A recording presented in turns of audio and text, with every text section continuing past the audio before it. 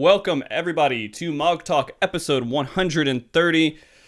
I hope you guys are all doing wonderful, because I'm doing just delightful. I got two wonderful people on the show with me today, and I'm super excited about that. But before I get into it, just to make sure, those guys that don't know what MogTalk is a show based around the Final Fantasy XIV community that discusses everything from Savage rating to Chocobo rating. And today we're going to talk about the state of the game. Although the title is Between the Patches. I thought that was a good title. I mean, I don't know. What do you guys think? Good? Yeah. Between the Patches. Yeah. Seems like a good fit with what we're dealing with right now. Mm-hmm. What do you think, Ethys? I mean, we're always kind of between patches, aren't we? Yeah, we are. Well, no, not necessarily always. I mean, technically, on the first day and the last day, we're not between the patches. We're like right there at the very beginning or end, right? I mean, you're kind of in between, but I mean, that's every other day. All right, well, we'll go with this. Before we get too much further in here, for the people who do not know somehow the guests that I have on the show, I do want to introduce them to you all. First, we have a wonderful streamer, Sly, aka Greyfox, who's also known for running a podcast of his own. Co-hosting, hosting a podcast. I'd say you guys are host there. Everyone goes there for Sly, though, I'm pretty sure. Right? Yeah, called State of the Realm. Yes. Hello, everyone. How you doing? Sly, real quick, I'm going to make you say this just 2 seconds of, why people should care about who you are. Do it. Go, Sly. Why people should care about who I am? Mm-hmm. Well, I'm chill as fuck. Chill as fuck? That's all you need. And you play weeb games. The fuck you need. We're gonna get into this fucking later. At the end of the show, when we've already discussed everything we need to discuss. Okay. Yeah, we'll get into this. We'll get into let's do the we'll get into it at the end. I'm cool with that. My second guest is a wonderful streamer. Yeah. Who's from Australia. He's exotic, guys. He's an exotic streamer. There's not a lot of Australian people out there. There's only an island of them. No, there's only 23 million of us. Yeah, exactly. So exotic. Man, I want to do them. Oh, whoa. All right, now there goes the monetation. It's gone. But he's also known for being amazing with his knowledge of lore and story in Final Fantasy XIV. And he sounds intelligent when he talks most of the time. Most of the time. Yeah. Mr. Ethys He makes me and Happy look like shit. So yeah. Can you do me a favor and just give a couple of words about why people should care about me? Yeah, do it, Sly. Well, you see, Ethys is in terms of the Final Fantasy XIV community, he is our lore savant. I don't want to put him on a pedestal of God, but he is our lore savant. If you want to know anything about the lore of Final Fantasy XIV, that man is the one you want to ask all the questions. You want to watch his videos. You want to go see him stream. Yeah, you want to just experience all for all the lore. Ooh, it's good. Ooh. I wasn't expecting you to be sincere there, but I'll take it. Yeah, man. I am gonna be sincere. God damn it, I'm taking all that shit back. Fuck you. Kiss my ass. Call me on Christmas. There it is. Call me on Christmas. Is that what you say to your family? Is that a common thing?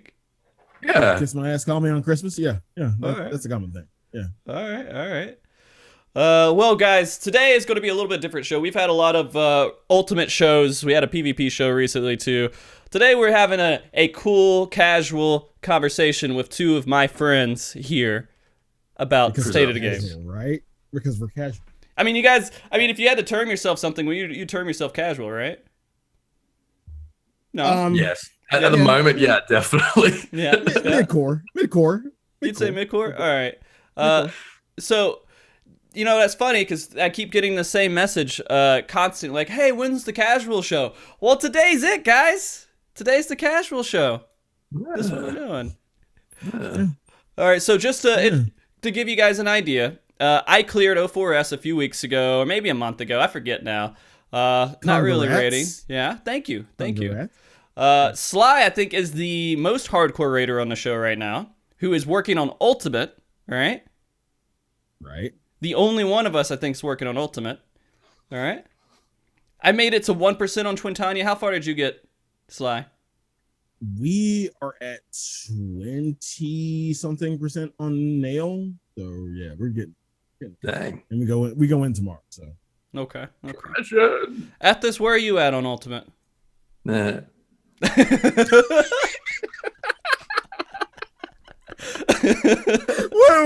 Say that one more time, Ethys. Where are you at on Ultimate? I haven't touched Ultimate. I've been super casual this tier. When the raid tier started, I decided that I wanted to raid with people from my community who hadn't like gotten a chance to get into raiding before. That went about as well as you would expect, but it was a lot of fun. Yeah, screw it. I mean, like, if it's fun and you're having a good time, who cares? Yeah, and I'm normally sort of mid-core, like pushing ththings pretty hard. So it's been really nice for me just to have like a super chill tier. Yeah. Well, that's cool. I mean, like, it's interesting. As soon as I saw you raiding and you had 2 paladins and what else did you have in your group? 2 red mages. 2 red mages in your group. I was like, I don't think Ethys is going very hardcore this thing. I think Ethys is a chill dude. Sounds like it. Yeah. With a shit comp. Taking it very calm. No, what are you talking about? You're talking about that's the comp that's gonna be optimized for Ultimate, right? Yeah. Right. Yeah. Hell yeah. Yeah. Right Exactly. on. Oh, geez. Let's do this real quick. Let's talk about what you guys are doing. Because I'm curious. I saw you playing Rival Wings a little bit at this. Sly, I saw you doing Ultimate a little bit. What else are you guys doing in the game besides those things? Is that really it? You want to take this first? You want me to take this first? Okay, Yeah, I can you take take this it first. Yeah. So my pet project in the game at the moment is basically trying to build up the Australian New Zealand community.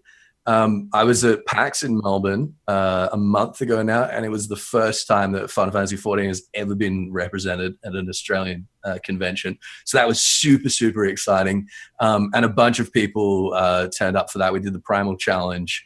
It was really great, and basically since then the European team has been like looking at Australia much more seriously. And a few of us within the community are just sort of working really hard to like create community spaces and like build up that Australian New Zealand community. So basically everything that I'm doing at the moment is all about like building and nurturing this Australian community. And it's a blast. It's really a lot of fun. It's really cool. I mean, I'm kind of interested because you did say you went out and you were kind of representing Square Enix over there. How did that even happen? Did they just kind of approach you and they say, "Hey, yeah, you want to do this?" Yeah, well, I won't go into it too much, but basically the way it works in the region at the moment is Square Enix is subcontracting their PR to a group called Reboot, who's out here, who I have some contact with. And between my contacts with them and with Square Enix, they approached me and they approached Bradley, Yoshi TV, and they wanted us to basically work together to MC and host the booth. So yeah, it was good. Did you do a good job? Yeah, we did a great job. I mean, I think I got offered it because like there's no one else in Australia who really streams Final Fantasy XIV other than Harry. Right. But he was only just like starting out. Yeah, but we nailed it. We had it was the most successful run they've ever done of the Lakshmi Battle Challenge. We had a 100% clear rate of the Lakshmi Battle Challenge, which is ridiculous. Okay. we got just hundreds and hundreds and hundreds of groups through, yeah, like a bunch of new conversions. We got a whole bunch of people picking up the game as a result. That's awesome, dude. Good job, man. Like, I gotta. So, how many people were there? And like, oh, look, it's Ethys. Did you have? There were a few. Yeah, there were a couple. Whenever I do Australian events and people recognize me, they're always really surprised that I'm in Australia. They're always like, "You're Australian?" I'm like, "Are you fucking kidding me?" I thought you were from Britain. Yeah, I get that. It's like, oh, I thought you were British. I thought you were living in America because you do stuff with American people. I'm like, no. But yeah, like I got a couple of people wanting photos, and I got a couple of people wanting me to like sign shirts and stuff, and that's always like really sort of touching. So, out of curiosity, you went to Final Fantasy Fan Fest 2016, right? Mm-hmm. Did you feel like more people, like you had a lot more interaction with people at FanFest? I'm assuming you would, just because it's a concentration of people who are into Final Fantasy. Oh yeah, definitely. Well, the thing about FanFest as well is like I was basically just there as a fan, wandering around the floor. Right. Whereas for PAX, I was on the booth with a microphone for 10 hours a day. Like it was basically just like 3 marathon streams back to back. So I got like a little bit of I got to like riff with the audience, like people in queue and stuff like that. I was like asking people questions and sort of having discussions with people. But yeah, it was a very different sort of dynamic. All right, man. So Sly, what have you been doing in the game? Well, thank you, Ethys, for making me feel like shit. God damn. Yeah, I've just been focusing all my time and efforts towards Ultimate. Mm-hmm. When Stormblood first came out, one of my true aims and goals was to get all of my crafters to 70. I did. It was a long-standing community. That's difficult. That's very difficult. Yeah, no, well, like it was a long-standing community. Fuck you. You're not gonna do this shit.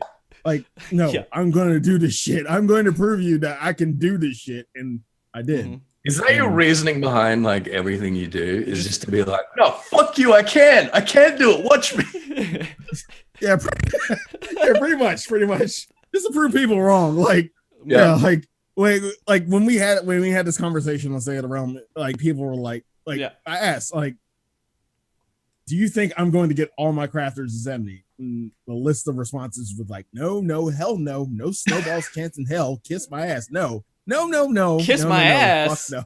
Yeah, that's a way to respond to that. That was amongst one of the responses. Yeah, no, hell no, fuck no, really, what are you doing?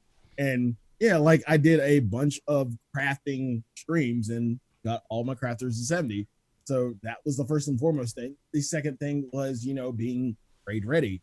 And, I switched a few statics, like 2 statics this tier, but got this tier done.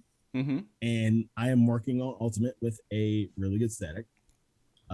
We bicker and we fuss and fight like cats and dogs, but we love each other at the same time, and we get shit done, and we are still progging through Ultimate. Now we're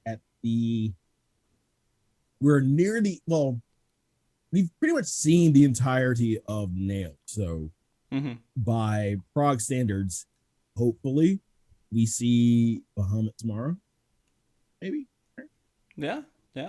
So I've been talking to a lot of really, really hardcore raiders about Ultimate. How do you feel going into Ultimate as a non-hardcore raider? I felt good. Yeah. Like this is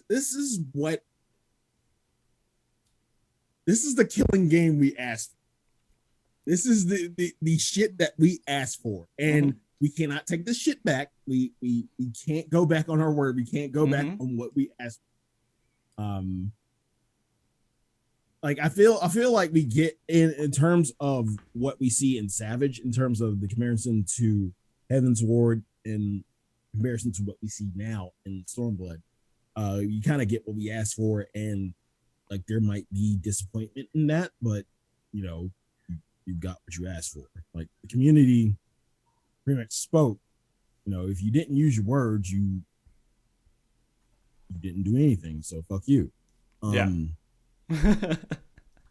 I mean, that's basically what it is. Like, what? So you don't feel like I it's don't know where. I mean, I don't want to get into a tangent on where we are in the state of things in terms of like rating Savagely and Heaven's Award as opposed to where we are right now in Stormblood. I want to get into a tangent on that, but yeah, it just boils down to you get what you fucking asked for, and if people feel like it was toned down, then yeah, like people spoke out, like, and then if you somehow, some way feel like it's a little difficult. It's difficult, man. It's a difficult fight. It not speaking on Ultimate. Ultimate is a difficult. Yeah. Yes, we got what we asked for. Savage, however. So Savage is. I actually expected it to be exactly the way it is. I did as well. Yeah, I knew it was going to turn out exactly that way because they started out. I think I overestimated it a little. And I say that in the manner of speaking when I like for 04S when I just randomly found a pug in Party Finder and just did it. Like, yeah, I kind of feel a little bit cheated. Okay, so let's talk about this a little bit. And also Nahira in chat, he recently cleared Ultimate, so congratulations to them over on Exodus. Very awesome for that too. Congrats. Yeah. Congrats. I only have like 30 teams that's reported. There's been more teams that's cleared it in Japan, I'm sure, and they just haven't really said anything. They haven't reported it. But I mean, at most, there's maybe 50 groups that have cleared it. At the very most, I'm certain of it. If there's of Ultimate, yeah. Okay. So the thing is, like, when we're talking about the progression of Savage and where we were standing before, and I asked Yoshida, I was like, you know, it feels kind of weird how the difficulty kind of went in a decline this entire expansion. He's like, yeah, that's not the intention. We want to go in an incline. So once he told me that, and he understood that he never wants to be on, you know, the difficulty for Savage like he did with A4 and A3, I thought maybe they're going to end where Midas ended. So if they're going to end where Midas ended, and they are going in on an incline, where do they start? They start with Omega. I mean, so that's exactly what I thought it was going to be. All that makes sense. Yeah, I agree with that. Yeah, I think that's fair. Sense. So yeah, it's a fair assessment. I don't think that we're going to get more difficult than Midas. And I don't think it needs to get more difficult than Midas. I mean, do you think that it should be more difficult than Midas for Savage when we have Ultimate, Sly? In terms of what we're going to get in maybe 4.2 once we get the new tier, I would expect a difficulty.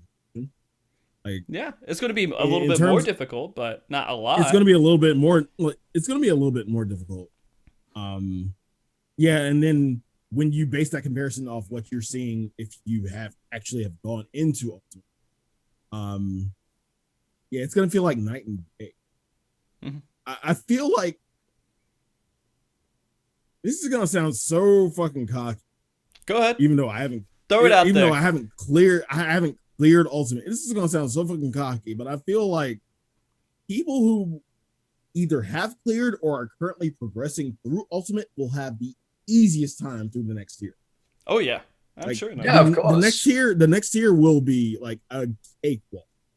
Like the race we saw. Well, quote unquote, I call it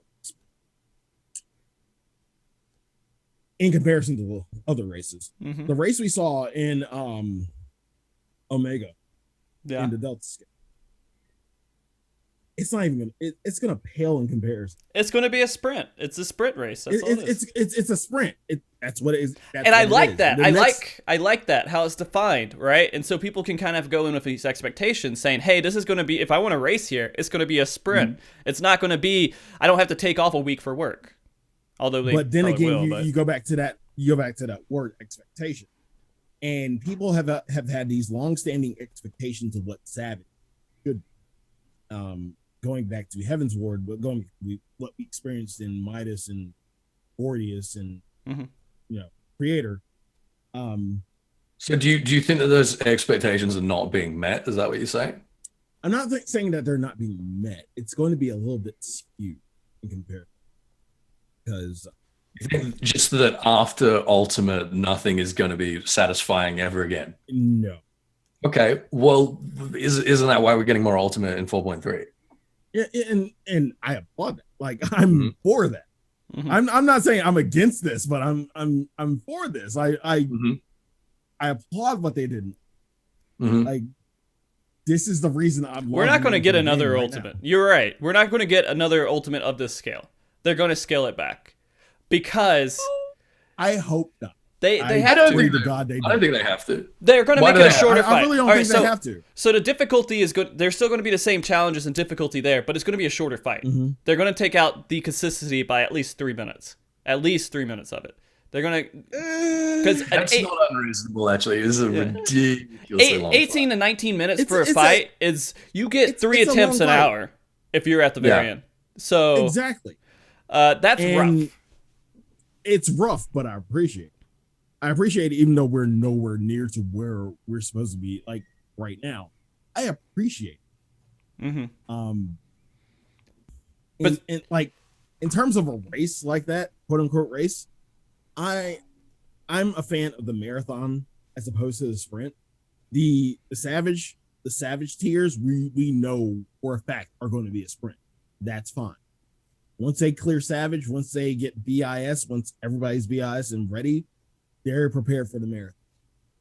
And I think I can honestly say people enjoyed the marathon more than they did the sprint. Okay, so... I don't know about you. I enjoyed the marathon. Yeah, most people... I was watching it the entire time. I enjoyed it a good bit. The only problem, I think, is that... Before I go further on my point, I'm going to derail it for a second. I think you might need to turn your mic up just a little bit, Sly. Just a little bit. Not like just a little bit? Just a little bit. Just a little touch.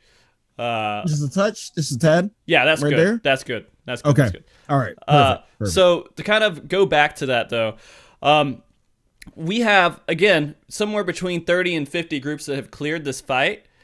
And it's been how long now? It's been like a month and a half. Is that right? Yeah, pretty much. Okay. Yeah, it's been 6 weeks, I think. Yeah.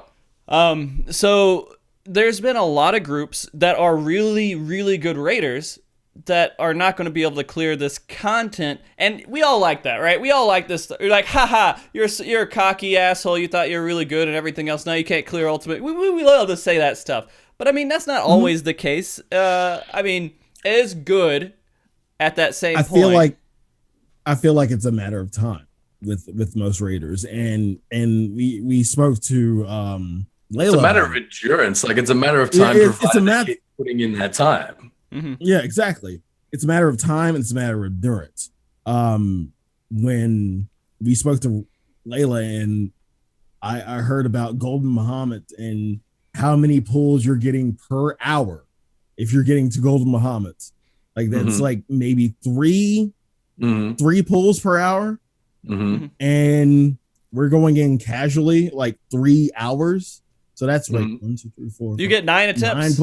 Nine attempts. Well, you'll have more because you're going to die to twisters and stuff, right? But yeah, there's going to be some bullshit in the beginning. Attempts. There's always exactly that clip you showed of me, like when I self-sacrificed myself. Like, that was like just us saying, okay, fuck it, like wallet.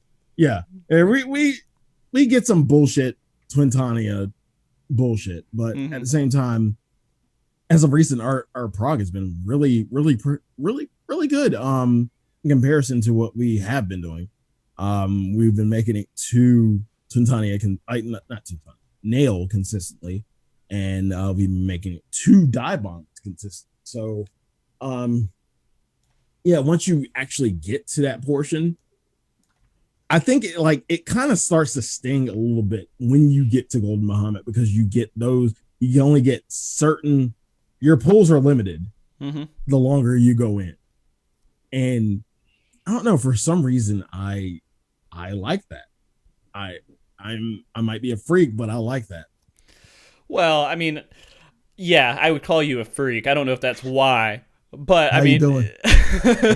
No, I get it. The stakes are like a lot higher the longer the fight goes, and if you're getting a shot for ultimate, it kind of detracts a little bit from that feeling. I can speak a little bit to this whole clear rating.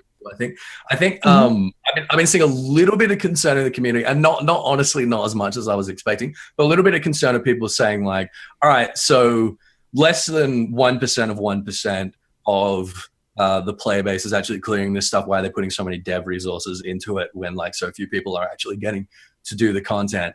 And what I've basically been saying to those people is like, all right, let's step back a little bit. Let's look at the fact that during the Ultimate race, the numbers on Twitch were way up in terms of people watching it. Every social media platform, everyone was engaging with it and everyone was talking about it.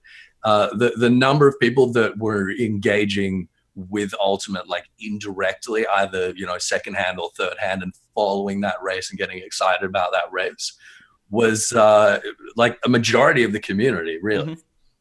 And I think that makes it really, really positive content in terms of bringing the community together, getting something for people to be excited about, something for people to be talking about when we're in an odd numbered patch, which is normally pretty quiet, to be honest. Yeah.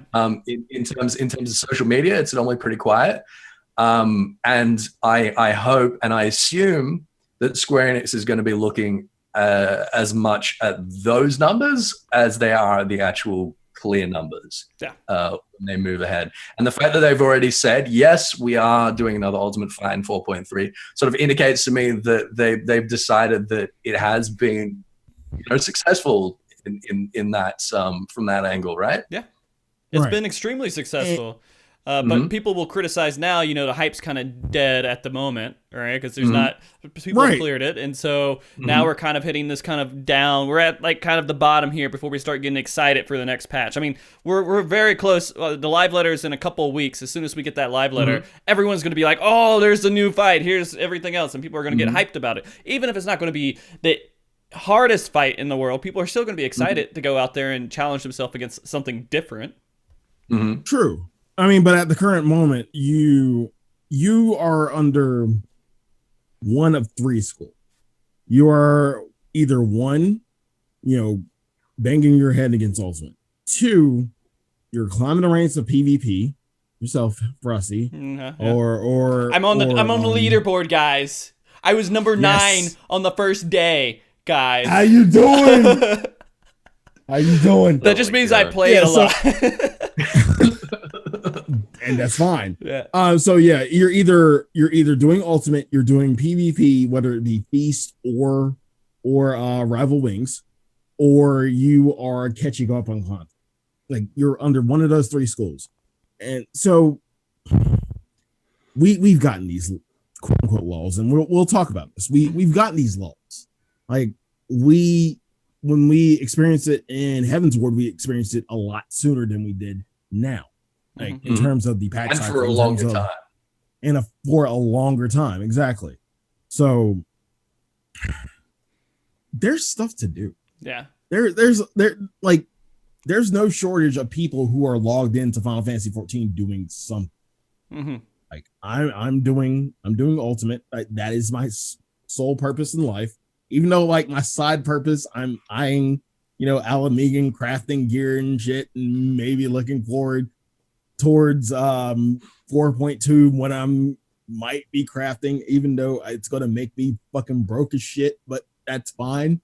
Like there's even in a lull, there's stuff to do. Yeah, I mean you could be ERPing or stuff like that too. I mean here's the thing about the could be running Kotaku articles. Yeah, exactly.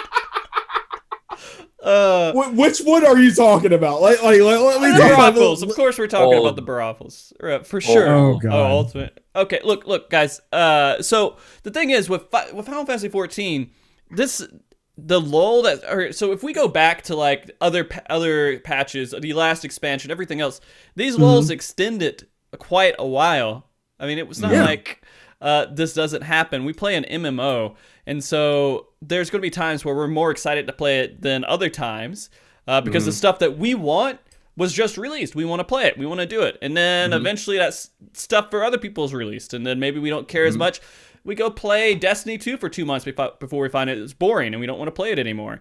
I mean, that's a really good point, Ferozy, when you're saying like people play for different reasons. People get excited about different things. We talk about the patch lull as though it happens for everyone at the same time.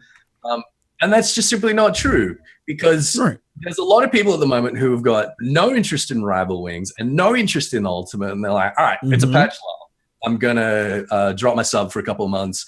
I'm going to go, like you say, play Destiny 2 or do something even more interesting, like stare at a wall and fill with my butthole.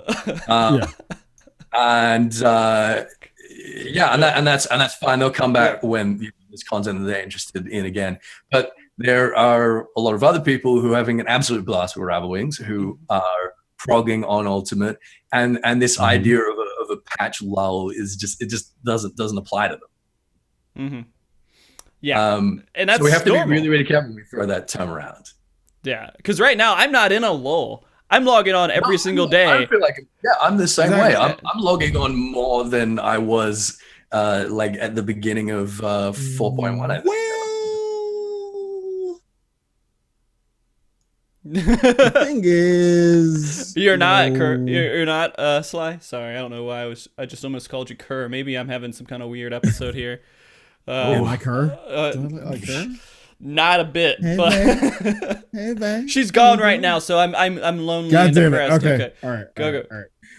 But I'm not logging. Well, I'm not logging in every day, but the days I log in, I'm doing what I need to be doing, which is focusing on Ultimate and everything, like, because currently I have a schedule to keep. There's a lot of shit out, and like I'm at the point right now where I'm trying to make time for as much as I possibly can. So I'm splitting my time with my game children as much as I can.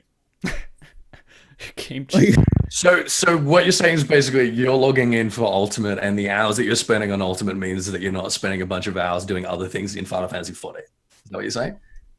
Yeah, pretty much. My off day, which is tomorrow, Sunday, I usually get on, do some gathering, and even though I'm not using pots right now because fuck pots. We're like right now we're in Prague, so I don't give a shit about pot. Like we have given up pots. Like I was the pot dealer at the beginning when I got all my crafters to 70, and then we got into Ultimate and we said, no, you're not using pots. We're not gonna use fucking pots. You are going to clear the shit without pots just to make sure you have the fucking DPS to clear it without pots. Okay, fine. Fuck that. Even though I'm still that's a cheap thing to say. You ask anyone else though, they're like, I'm gonna pop a pot. That's part of my rotation, dude. That's just part of your rotation. At first, that's what we did. That's what we did. Pots are not for prog. Pots are for when you're pushing the clear for the fight. Exactly, and that's what we felt like we needed to do. If we felt like we needed to use a pot, then why the fuck are we doing this shit? When we actually are getting close to the kill, when we are at Golden Bahamut and we are really pushing Prague, we're not gonna fucking use a pot on Nail or Twintania. We're gonna use that shit on Golden Bahamut when it really matters. I mean, if you have an infinite supply of pots, then it doesn't matter. All right, do you have an infinite That's supply? That's what I said at the beginning, but then I was wasting pots, and I was like, "Fuck this shit." And I don't. When people die in like at random fucking Twintania mechanics, and we're back to Twintania again, that's when you stop popping pots. Like you stop making pots, you stop gathering for pots. You just go ahead and say, "Fuck it, I'll use food." Your value is on it. I mean, like honestly, like people world progress will do it every single time, of course, right? That's I mean, yeah, done, of course. Right. But Yeah, I mean, there are yeah. some people who go out there and that's the kind of mentality they have. They're just like, I can't raid without a pot. I have to have pots because it's part of my. And if you're just someone who doesn't care and you're cheap like me, I'll tell you guys, I'm cheap. I don't use pots unless if I want to get a parse. That's the only reason I would ever use a pot. Pots have become superstition. Pots have become superstition because when people use pots, especially in our group, when people use pots, that's when shit goes awry. And we get the worst possible pull, and we're like, so should we really be using pots right now? It's superstition. No, we're superstitious as fuck. Like, so we won't use pots. We'll food up. Of course we'll food up, but we won't use pots. Fuck that. No. Mm-mm. So terrible. To go back to it though, like we're talking about like people treating this like it's a lull in the game, and for me, 100% it's not a lull. There's other people who have things that they're doing, and the reason Sly, that's just for me. That's for me only. Okay. That's for me only because I'm literally playing this game more than any other game that I'm playing right now. And in the end, just look at your month. If you really want to look at it, you're like, can I get $15 worth of, or $13, whatever your sub is, worth of entertainment out of this game this month? And you can say, well, I can log in and talk to people. I can jump around and look at glamour and stuff. And I actually you can do whatever the hell you want to do. Whatever. Exactly. I'll just not buy 3 coffees, and I've justified my my time here with Final Fantasy, and I'll be happy for it. If you spend 5 hours and you're happy and you're like, whatever, this is all I wanted to do, then do it. But if you don't, then unsub, man. For that month, and then come back when you're ready to play. I wouldn't say unsub. I wouldn't say complete unsub. Let's just go ahead and call a spade a spade. Let's just go ahead and call a spade a spade. Sure. Like, you will get lulls. Lulls are okay. It's not a bad term. I'm pretty sure every MMO gets it. You will consume the content to as much as you can. Even if you can't do ultimate, you're not gonna do that shit. So don't do that shit. Like, you're gonna log in, you're gonna do your dailies, you're gonna do Rabinasty every week. I've done it twice. Sly. Really? I just don't care. I don't care. Like, I level up. See, I have one character. You're proving the point. You're proving the point. Yeah. So you're people are going to consume the content at a different rate. They're going to consume content. What content is relevant to them. Mm-hmm. So some people will be focused on getting tomes maxed out and getting all their gear ready if they want to raid. They're gonna raid. If not, they're not gonna raid. They're gonna do Rab Nasty every week. They're gonna do Rava Wings. They're gonna, like, if they're really into PvP, they're gonna try to climb the ladder. I'm not climbing the ladder this tier. I can't. It's okay, Sly. I mean, some people just aren't good at PvP. Frosty, are you trying to goad me? You realize you're on another data center right now. We're not on the same data center. Do you want me to make a Primal's character so we can have some fun? I can't see you anymore. It needs to be level 30. I could bet. Jump potion. I'm done. Here we go. No. Like, see, the thing is, Frosty used to be on the same data center as me. We used to see each other regularly. Like, we were either on the same team or we were against each other. Like, that's the thing. Like, I love that. Look what you've done now. You left. You hurt me. I'll come back if you really, you wanna get into it, Sly. Oh, I'll meet you at the dueling square. Shit. Let's fucking go. Like, give me a reason to PvP again, Frosty. Come on now. Oh, jeez. Sorry, Ethys, you're saying something there. You're good. I was just gonna say, like, we've established that the three of us are not really experiencing a lull, and that's all well and good. But the fact does remain that the popular community sentiment is that Sly's kind of yeah. Sly's sort of on the fence. All right, okay. Now 4.1, 4.15, we were supposed to get the relic grant. Okay, and there's a lot of people who are basically implying that the fact that we don't have that is like the major factor in the lull at the moment. Now, putting aside the fact that a lot of people don't actually really care that much about the relic, I don't really think of the relic as content. I think of it as a reward for logging in and doing content. But Eureka, definitely that's content. Do you guys think that Eureka would really make a big impact on this sense of a lull at the moment? And I guess, do you think that it's going to be worth waiting for? Would you rather they kind of push it ahead, or do you think it's going to be worth waiting till 4.2 for it? I think it will for a certain different demographic. For the people who, okay. Now, the question you have to ask yourself, like, this begs the question, what eye level will the Eureka, armor be? Will it be worth it to anyone who's raiding, including the ones who are BIS right now and don't give a shit and don't give a fuck? It's always really hard to argue that it's worth it for people who are raiding, because the thing about the relic weapon is that it's never really been aimed at people who raid. It's been aimed at people who don't raid and can spend the time for an equivalent weapon to the raid weapon. Okay, so let me call myself an outlier. I will probably do that shit in general, just because it's something to do. It's something I'm the same. I'll do it regardless of what eye level it is. Exactly, and I probably won't. But I mean, it's just right now at the point I play this game, I raid log and I PvP and I do nothing else, and I'm content. I'm not upset at all. I don't know. I found what I want to do in the game, and I'm happy, and I go play another game. I haven't played Witcher 3 all the way through. I'm like, man, I want to go play Witcher 3 because that's a fun game. You can do that shit. Why not? I mean, there's so many other games that you could... You know how depressing your life would have to be if the only thing that you did every single day was play one game constantly? MMOs aren't meant to play one game 24/7. You have other games to sprinkle in there. That hurts, man. Bro, I am. The fact of the matter is that you just raid log and you get to play other shit. I am jealous. I'm jealous because I don't have an off day. I'm having a bit Sunday is my off day. Sorry, I'm having a bit of a crisis here. How sad would it be that your whole life is about playing one game? Oh god. Oh god. Okay, it's okay, guys. It's okay. We can all.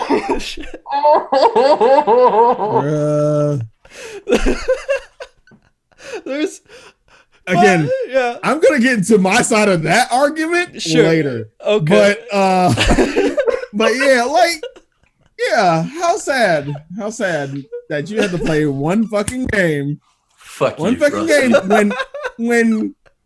when I first started out, I played this fucking game. This was my fucking game. I dedicate a podcast I've been creating for 3 years to one game. So there's that. How you doing? All right. How you doing? All right. Yeah. So, I mean, it's not like I'm not saying I don't love this game, but I venture out, right? This isn't like I'm married to Final Fantasy 14. It's not a bad thing. Yeah.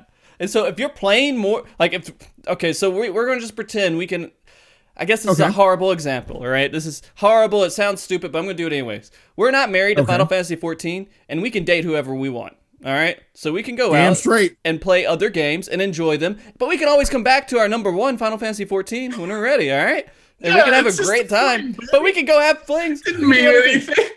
All right? So there you go. That's my comparison. I love how you describe Final Fantasy 14 as a fickle fucking mistress. It's not. It's not a mistress. It's basically our main squeeze, I guess, is what you would call it. Is that what you call it? I don't know. I'm not good with terminology. Yeah, and every other game. So the other games are just side hoes right now? Yeah, there always are. They always are.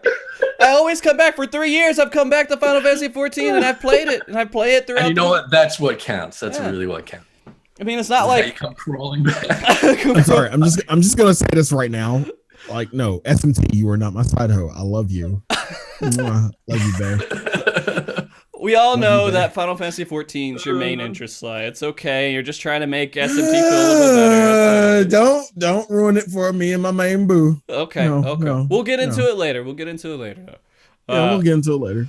But what I'm saying is that, like, this game, and we should just, as gamers, as healthy people, like, what if you woke up every morning and you're like, I'm going to read this one book. I'm going to just read it. Just read it over and over again. And it's the same book I'm going to read every single time.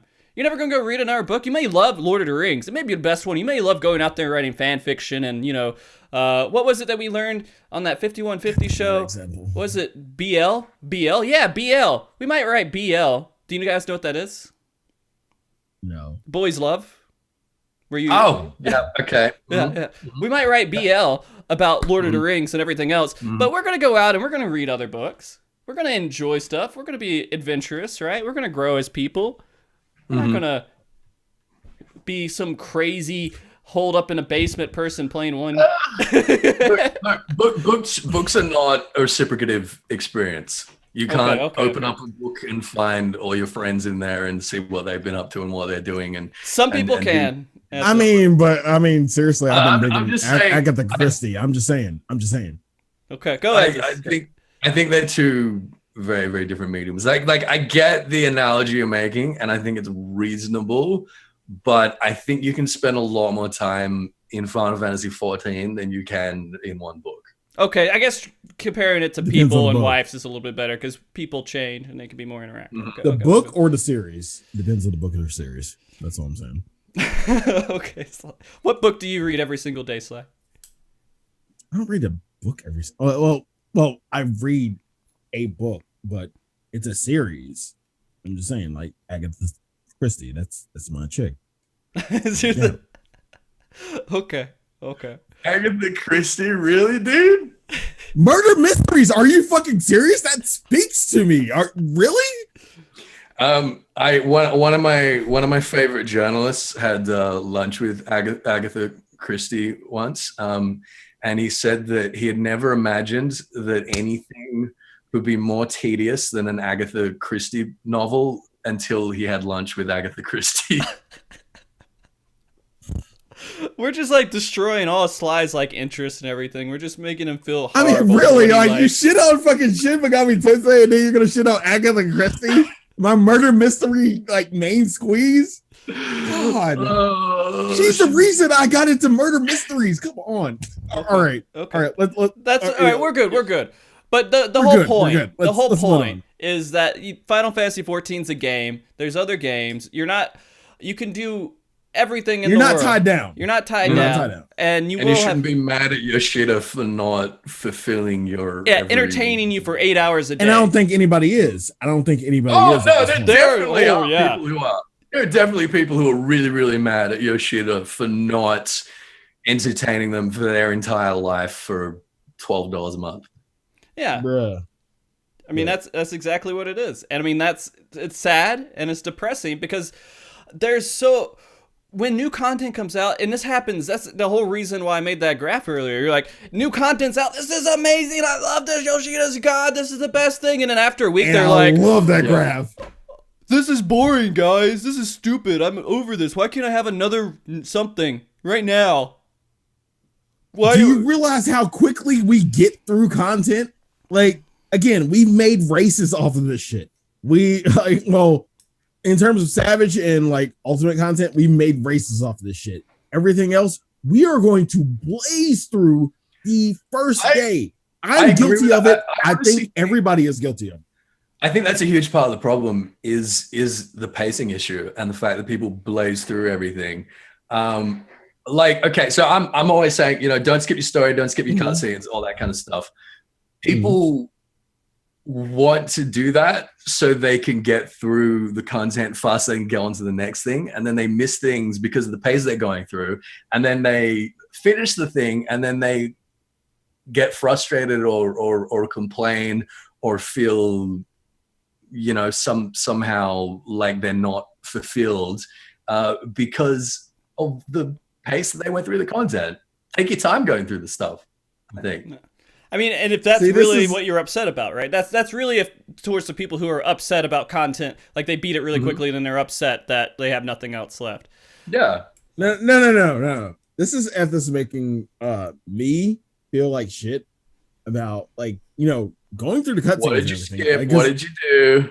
I did not skip anything. I don't skip anything, but I don't remember everything. That you were making me feel like shit because I don't remember every fucking cutscene. I skip so much stuff, and I feel bad because I know they put so much work into it. But at the end of the day, I'm like, I'm following the story. Skip. And I don't do it to the main story. All right, the main story, I watch all of that. All right. When it comes to some side stories, I'm like, maybe I'll just get to the content. But that's me. I'm going to make I'm going to make a concession at this. Frosty needs to be on the next Aerzivia. Do you know how bad I would fail? You know, Yes, that's why we do this. I got We're Frosty terrible.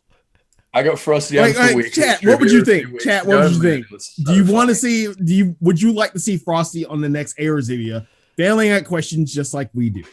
It would have to be like a special like finger painting Aerzivia. Who is the leader of New Caledonia? These are the questions I might still have trouble answering. It'd have to be like Aerzivia for kindergartners. Yeah. People who flunked out of kindergarten. I don't know. I don't keep up with it very well. That's why we got you at You don't keep up with the lore? Man, there's some stuff I know, but it's just random crap, man. I don't know a lot of detailed stuff. That's the thing. That's the thing about trivia. It's random crap that's in the back of your head that you keep in. What do you mean? How dare you? How fucking dare you? It's not random crap. Interesting stories. And Aerzivia is beer trivia. Like it's like me going to a local pub. It's like me going to my local pub and ordering like, a pint or two or three or four and being a savant at freaking Final Fantasy 14 trivia. That's what it is. Okay. Do I get to know the questions beforehand? No, you don't. Come on, guys. We don't. So something. You don't get that. You don't get that luxury. No. Oh, okay. All right. You know what? Maybe invite me. I'll see if I can do it. And kindergarten. You are cordially invited. You are cordially invited to the next Aerzivia, which will be after 4.2. So yeah, prepare yourself. Study. Yeah, you actually have to study for this shit. Study. No, you have to study. We actually study for this idea. Shit. Give me like an idea. Like the trivia is going to be based on this concept or this idea or this something. If it's like the whole Final Fantasy 14 universe, it's like, what do I read? The billion pages of information? He asked a freaking question about weasels. India's Zim Step. He's a weasel. Ethys, you're a weasel. What are you doing? Why would you do that? A question about fucking weasels. I remember the answer. I remember the question. A question about weasels. The question, what was this about weasels? What did I ask? The famous about one of the heads. I forget what they're called. Oh my god, you forgot the question. You said you remembered it. Oh no, I remember this. Yeah, but about one of the statues, what he was famous for. What he was famous for, and he was famous for killing fucking weasels. No, he killed 100 weasels with one punch. One punch man. He was One Punch Man, and he killed 100 weasels with one punch. That's a good metal one. as fuck. That's pretty good, man. Those weasels didn't know what hit them. It was a punch, but okay. So let's rewind a bit. Let's go back a little bit here. Let's go back. Okay. I think our tangent's gone in a very lengthy direction. Where the track is, where we left it. Where did we leave it? We were talking a little bit about the lull and everything else, and how we were talking about Ultimate, and how people were kind of complaining, and how we didn't go too much into PvP. And I feel like I want to hit this a little bit, just a little bit. Sly, you have experience with PvP. Of course, I do, man. Ethys, you've been playing Rival Wings. Sly, did you play Rival Wings at all recently? I did. I have not touched Rival Wings. You know why? Because I've been just playing Feast 100% of my time. When I log in, I queue for Feast, or I did my raid is, by the way, I'm not doing a static raid anymore. Our last night was the last night. No more static. I'm just pugging everything going forward. But going back to Rival Wings, I want to talk about that because, Ethys, would you say you play a lot of PvP, or you like PvP in Final Fantasy, or you've done a lot of it in the past? I mean, I have, but it's sort of in like chunks. Like I'll get really, really into it for like a month, and then I won't touch it again for like a whole patch. Okay. All right. So this is just like a quick patch. Like you're going to be interested in Rival Wings for a little while. You might get tired of it after a bit. I don't know. I'm finding it a lot more engaging than I found PvP at any point. in the game before. It is so much fun. It's so the thing with Rival Wings, the main problem people are having is that it feels unbalanced because the balancing for PvP is done for the feast. Of course. Sorry. And you apply those balances that are made for the feast, and you put them into a completely it's a completely different game. It's not like it's night and day. And then you find that the balance is all out of whack, and things like healers feel overpowered, melee DPS feel a little bit underpowered, and people say, "Oh, we need PvP adjustments for Rival Wings," and yada yada yada. People need to understand that Rival Wings is not going to be a super competitive game mode. It's silly, hectic fun, and it is a lot of fun. But if you're going into Rival Wings and you're like being hungry for a more competitive PvP experience, that's what the Feast is for. And you should go and check out the Feast because the Feast is great. But I think it's definitely going to be like a really, really good gateway for people to get into PvP. It's very approachable. It's very, very fun. I think I'm pretty sure that it's going to be getting more and more people invested in the Feast. I'd say I would go ahead and say that I don't know if this is because it's a new season or whatever. There have been a lot of new players in Feast, and you feel it when there's a new player in Feast. Now wait, Frosty. Are you saying you preyed upon those new players in Feast? I try to destroy them as much as I can. If I realize they're a new player, I'm going to take advantage of them being a new player and try to beat them. That's Feast, right? Good job. All right. So that's the first thing. Yeah. Good job, you fucking asshole. No, that's what you fucking do. So, what the fuck would you?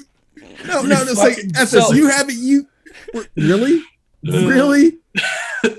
And the problem, so the problem with it too is that this is a new season. So everybody's set back to rank 0. People have been playing Feast since it came out, and expert PvPers, right, know exactly how the match needs to go. Then there's people who've, what's PvP? What does my buttons do? In the exact same match. What team I am? What team am I on? New I gotta PvP, pick up. Who this? I gotta pick up all. There's medals. The points to get medals. Let me pick up as many as I can. I gotta get all these medals. And for the people who don't know, you get the more medals you pick up, the more damage you take. And so we have a healer who goes and gets as many medals as possible, and someone breathes on them and they die. Or a fucking DPS. God, don't get me started. I'm sorry, I'm getting PTSD. Go ahead. I'm sorry.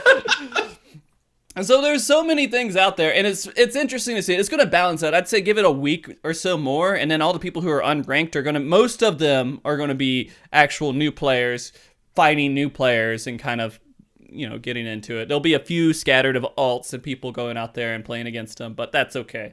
As long as it's not like half and half, where the other team is completely veteran players versus a team of completely new players.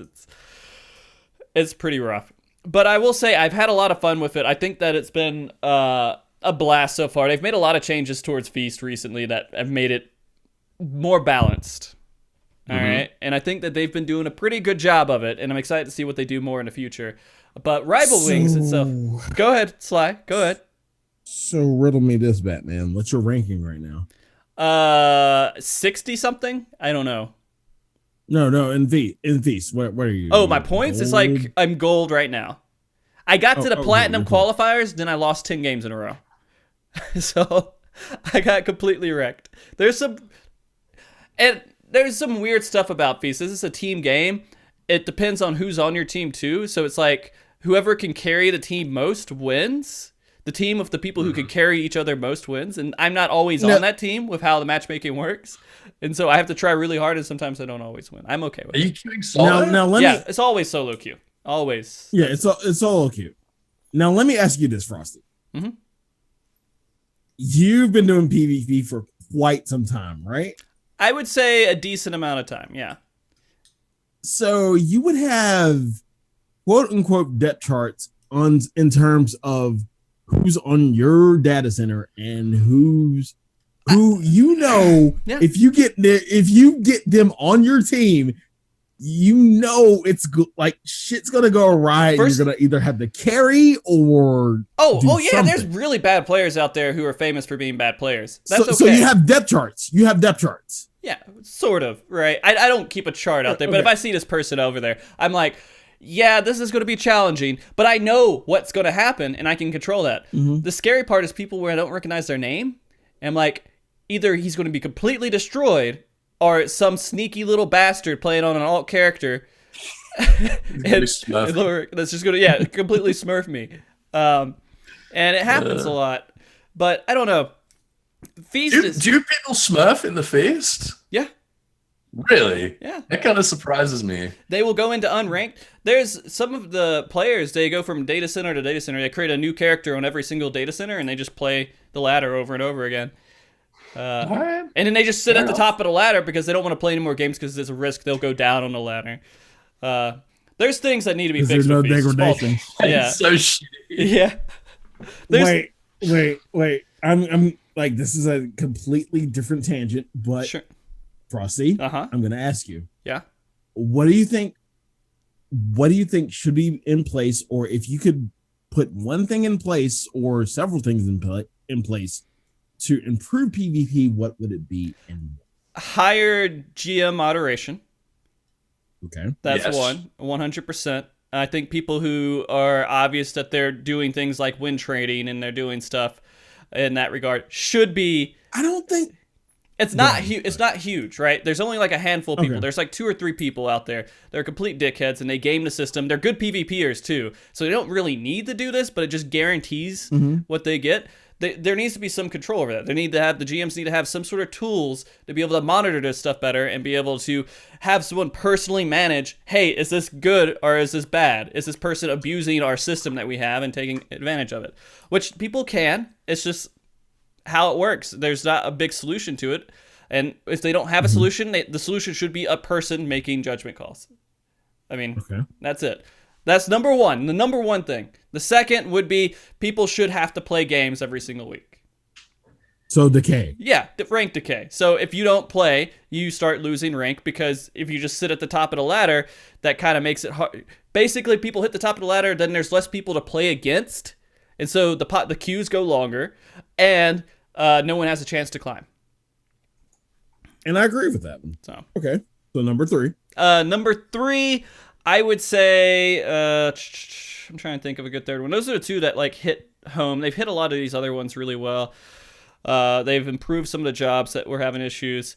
I would say add a new map, have a third map in the rotation, because right now everyone wants one map. They don't want Lich and Weed because it's absolutely horrible. Well, they should be adding new maps with every new season, you'd think. Now, let me ask. Let me pose this to you both: new maps or new mode? New maps.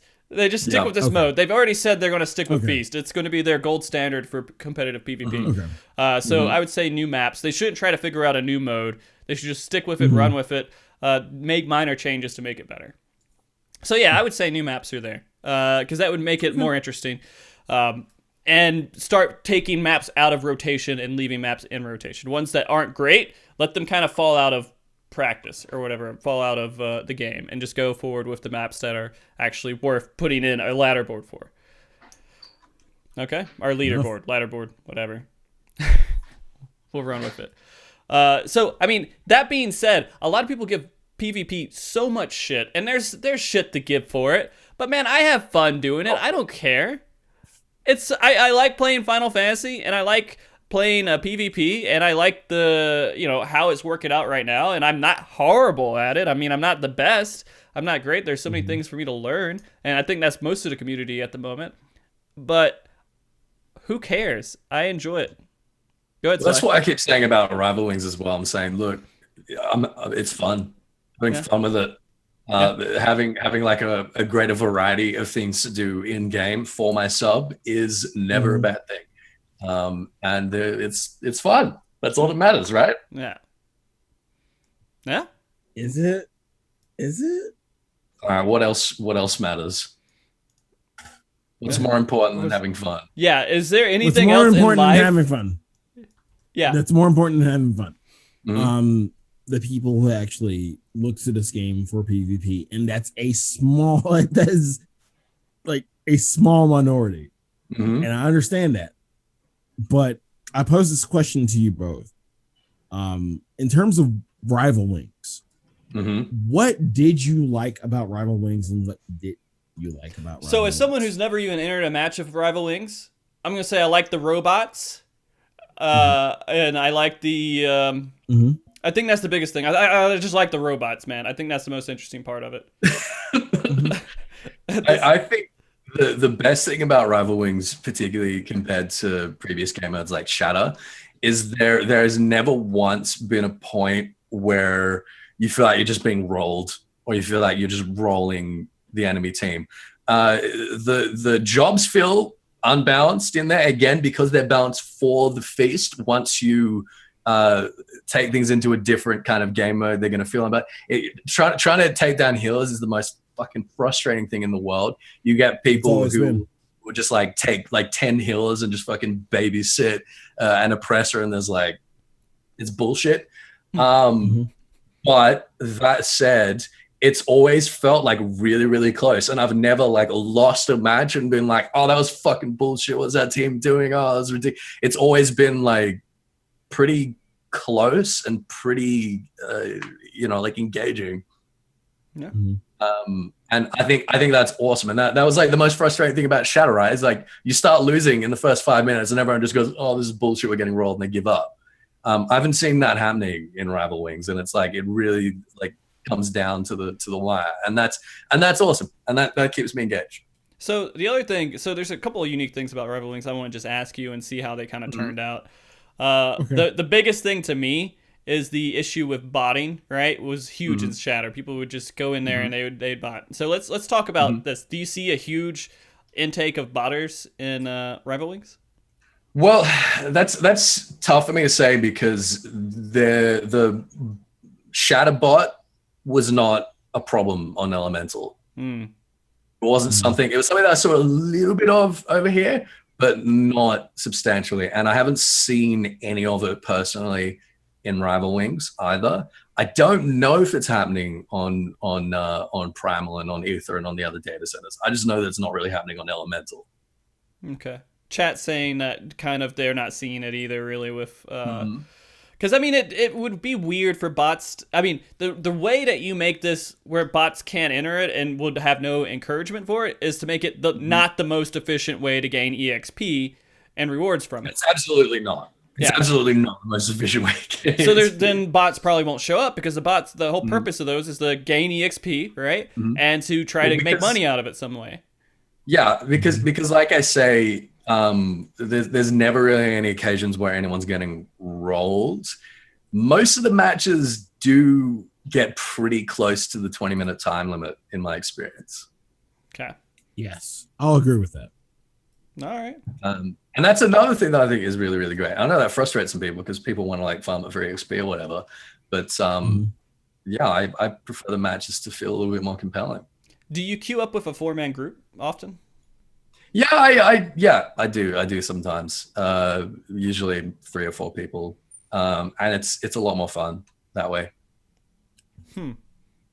No, that's the sort of game mode that it is. It's like a bunch of you spend a night sitting in Discord with a bunch of mates, just laughing and trolling people in Rival Wings. It's great.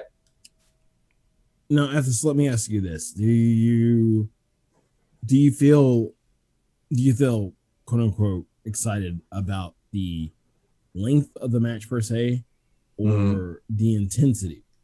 Because like length and intensity are two different things. You can get a really long match and it's just boring as fuck, or you can get an intense match in a short burst. Now I will say I've had intense matches that have lasted like extremely. I feel like we're long talking until about sex for some reason. I don't know why. I feel like that's Frosty, you had to ruin this shit. God. Sly's like, do you want it for a long time? Do you want it a long time? It would be kind of boring, or do you want it quick and exciting? Look, I don't think that you should have to compromise on either. And I like matches to be long. Why did I even say anything? Oh my god. And honestly, I feel like I should be able to expect that from my PvP experience, and my PvP experience doesn't deliver that, then maybe I'll leave my PvP experience.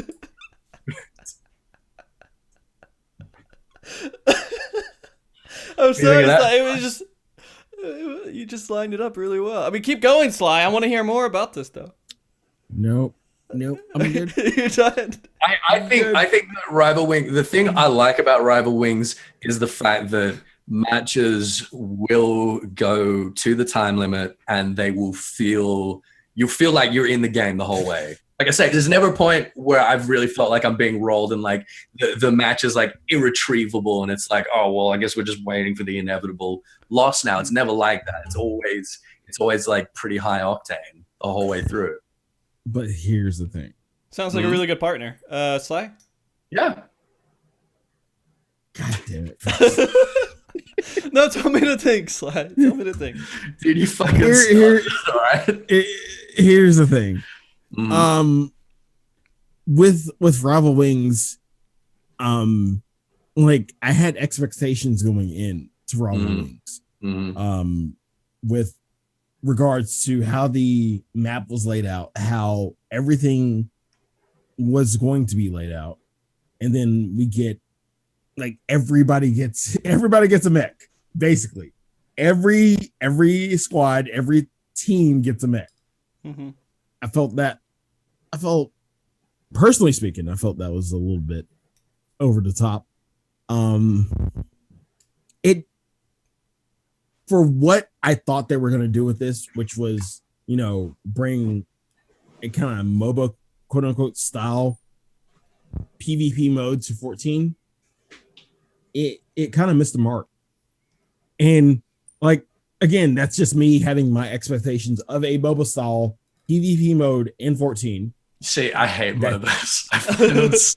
I find them completely untakeable, completely intolerable. But that's what, like, you gotta feel that's where they were going in this route? Yeah, definitely. So basically what they've been doing ever since the whole sort of rework of PvP at the beginning of Stormblood is they've been looking at the most successful competitive sort of PvP games and game types and the things that they share in common.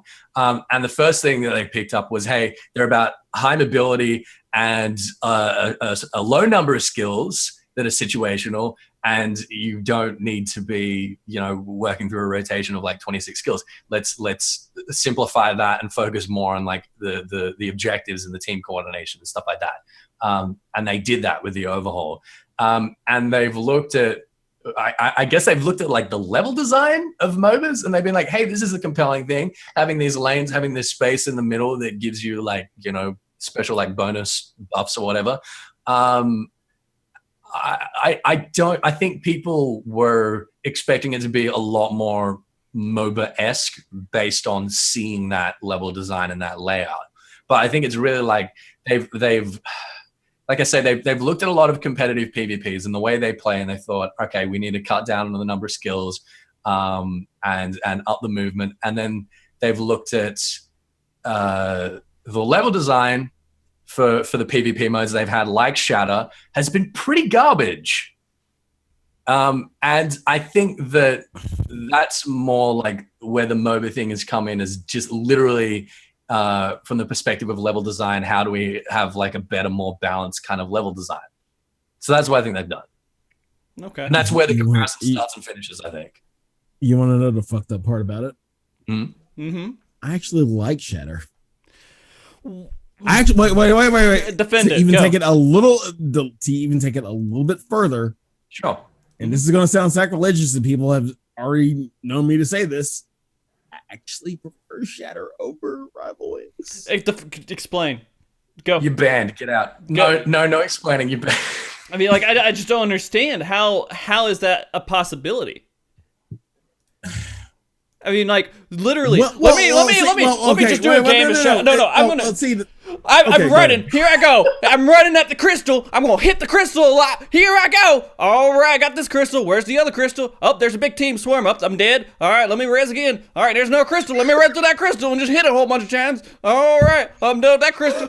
Oh, okay. Here we go. Hey, that shit sounds so country as fuck, and I'm so proud of you. We're going to the next one. The big crystal. Holy shit, it's a big crystal. Let's go hit the big crystal. All right. Well, we lost the game. All right, next one. I like this. I think the accent suits. I'm gonna carry it one step further, and I'm gonna say that Shadow, the NASCAR of PvP. The NASCAR of PvP.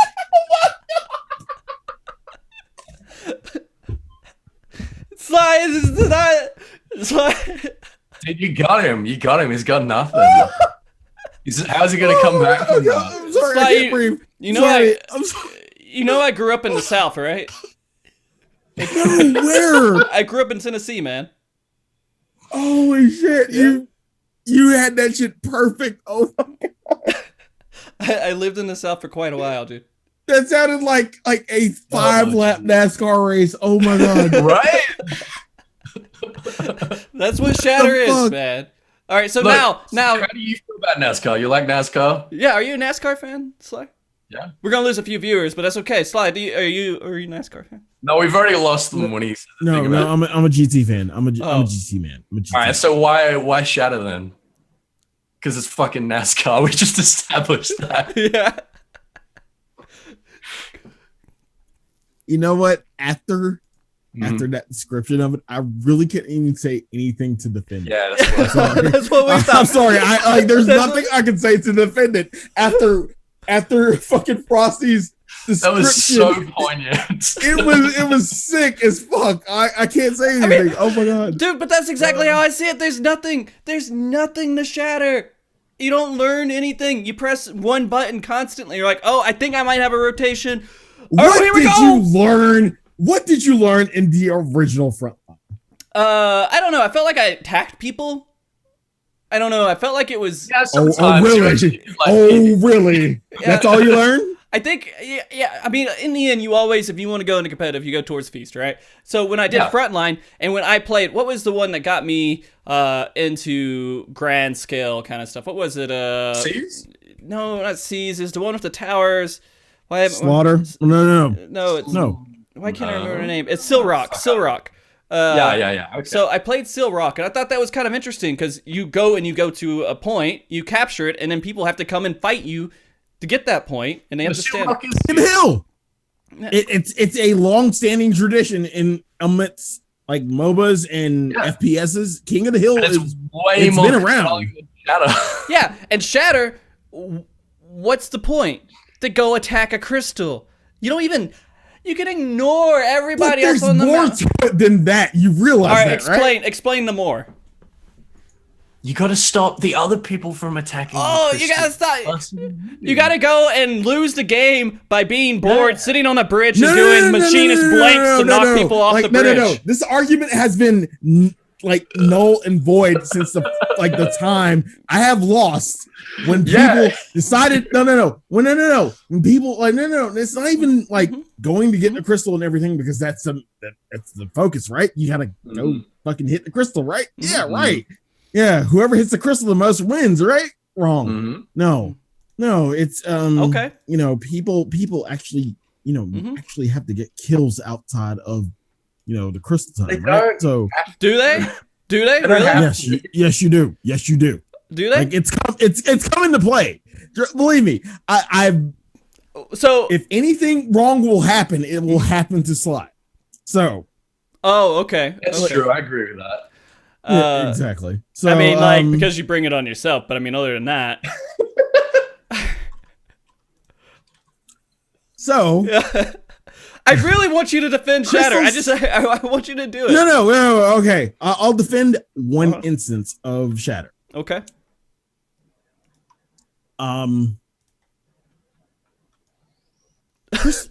Crystals were even.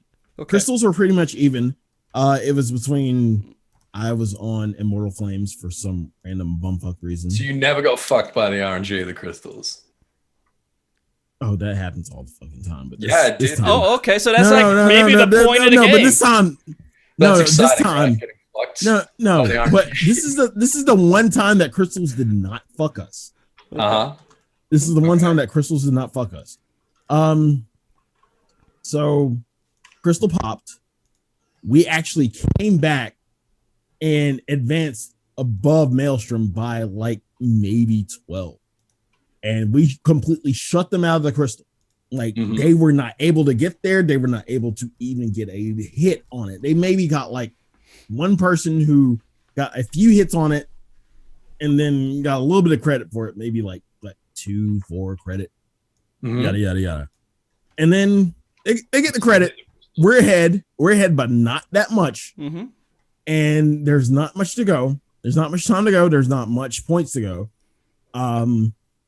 So we know another crystal is not going to pop in time for anybody to get credit. So what do? You fucking kill people. So Yeah, I got sure. a question for you. If you hit if you hit the crystals better, would you have maybe not gotten into that situation? No, seriously, there's no way. There's no way that you could have. Nobody got that crystal. Like they got 4 points of the crystal. We got pretty much everything else. I remember this vividly. This is a horror story for me. This is a horror story. What I'm hearing is the most interesting game of Shatter you played was the one where you didn't have to hit the crystals the whole time. Yeah. It's kind of like no, we had to. If we didn't hit the crystals the whole time, if we didn't hit those crystals, we wouldn't be in the position to win the game. So you guys were really good at hitting crystals. Yeah. Yes. Okay, I got you. And that's why they're trying to make this. Okay, see, here's the thing. Frosty and Ethys are trying to make this shit sound so soft, but this shit was really fucking close. I'm sure it was exciting for like 5 seconds. Yeah. I'm sure you had 5 seconds of excitement out of that entire match. I'm very glad. Actually, it was the last 15. The last 15 seconds. 15 seconds. The last 15 seconds. Okay, yes. That's good. Out of like a 20-minute match, 16-minute match? How long was that match? 12 minutes? I don't know. I pretty much max length. Okay, max length match, 15 seconds. Okay, we'd say that's a very. It's a chunk. It's a good chunk of the match that you actually had a good time. All right, see, I'm shitting on it a lot. I feel bad, but I don't think much of Shatter. I mean, that's obvious, right? I do think Rival Wings was a better situation. I don't know how Sly enjoys Shatter. Maybe he just enjoys brainlessly doing things, and that's his forte. And that's okay. Some people enjoy different things. Actually get competitive. Oh my god, what the fuck is wrong with you people? Rival Wings is... Damn it. Okay, we'll get off this. I'm sorry, dude. All right. We'll get away from it. You had your point. Sly, I don't know why it's so... Maybe it's like... Maybe you in a previous life you were a punching bag, dude. I don't know. I think it's a punching bag in this life, dude. It's carried over pretty well.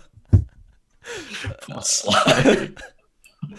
Okay, so let's go past that. We talked a good bit about PvP. I think PvP is getting into a better spot, and I'm glad Rival Wings is doing a decent amount, except for Sly. He's doing pretty good. Okay. All right, dude.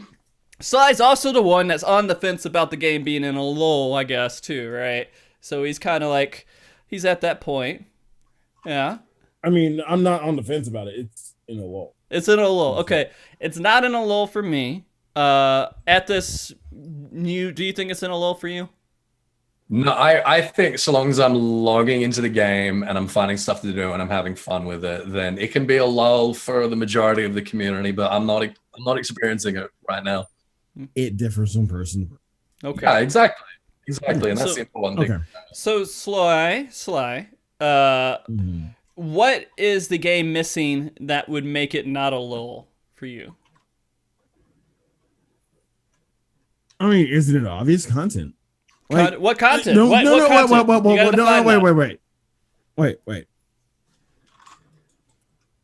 Here's the thing, and this is why I'm saying lulls are not a bad thing. Every game that has to deal with every game that's online based that has to deal with content will get into a lull where everybody will experience the content and they will grow tired of it.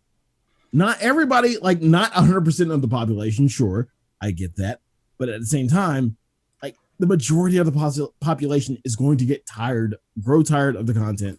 If they can't if they can't do the top tier content, which is ultimate, then they're limited to the content that they can do, and they're going to grow tired of it. Okay. And that's understandable. That's not a bad thing. And like lull is, I feel like lull is a, not to say misnomer, but it's kind of a bad term for what we experience, but it's the correct term because like it's a lull. Like people move on to other games. Like there's a lot of other stuff they could be doing, and they are doing, and that's not a bad thing. So to say there's a lull, to say it is a very loaded term, isn't it? It's like it's a loaded term. Lull just makes you think like it's the devs are doing something wrong. But I don't think there's anything wrong with what's going on. Final Fantasy 14 is still doing better than every other MMO I know with content, right? Exactly, and I'm saying like, and again, that's what I'm saying. Like, it's not a bad thing that like people are doing other stuff. Like people are, moving off of. Well, I'm gonna say moving because 9 out of 10 they still have their subs, but people are doing stuff other than Final Fantasy 14. That's not a bad thing. People like. Final Fantasy 14 isn't the only game out there. Oh my god, really? No, shut up, Barbara Jean. Barbara Jean. Oh my god. It's not the only game out there, so people are going to want to experience like other content. Like when they get through this content, when they are quote unquote bored of this content, and I'm not being jaded about this. This is a realist thing. People are going to experience this. Like for someone to say like, oh my god, I love this game, like near and dear to my heart. I will never let it go. I will never like miss a day of a login. Good. Congratulations. Good for you, boo. Okay. Well, I mean, if they enjoy logging in and doing it, then fuck it. Why not, man? Yeah, exactly. Why not? I'm not discounting you, boo boo. I'm just saying. Make sure you tell boo boo you're not. Exactly. I'm just saying, not everybody has that same iteration that has that same feeling. So it's not a negative. It's not like me being negative on the game. It's not me being down on the game. I love. No, I don't think anyone thinks that you're being down on the game, dude. Exactly. Like otherwise, I wouldn't sub to it. I wouldn't. I would say fuck. I would say fuck this shit. I quit raid. I'm not logging in to do fucking ultimate. I would have quit like a long time ago if I hated this game. But I'm still doing ultimate.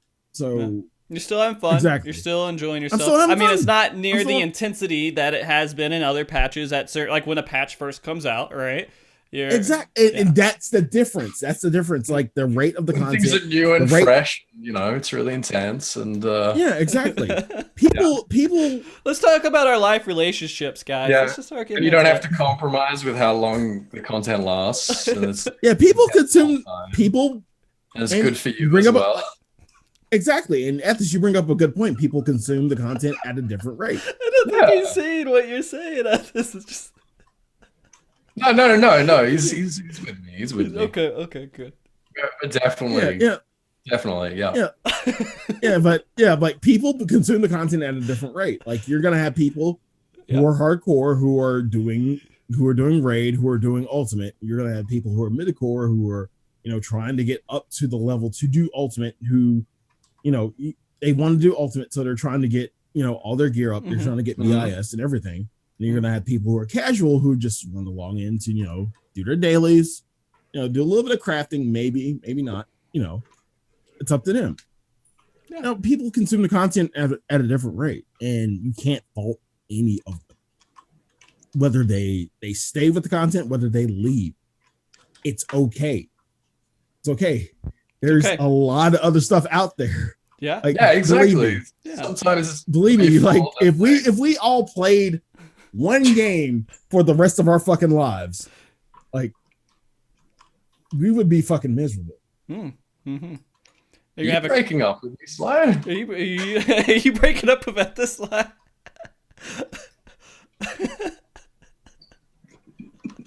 See.